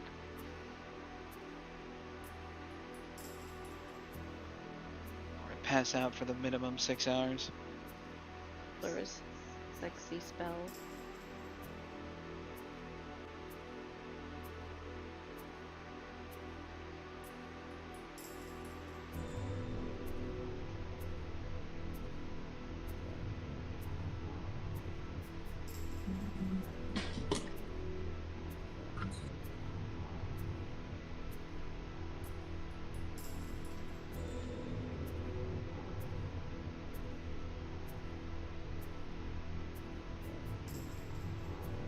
Alright. Alright. How's everybody doing on time? I'm down to keep going. Okay. I'm fine. Terpsichore? I am very tired. Okay. Yeah, we might call it here just because like it'll be the next day and depending on how things go.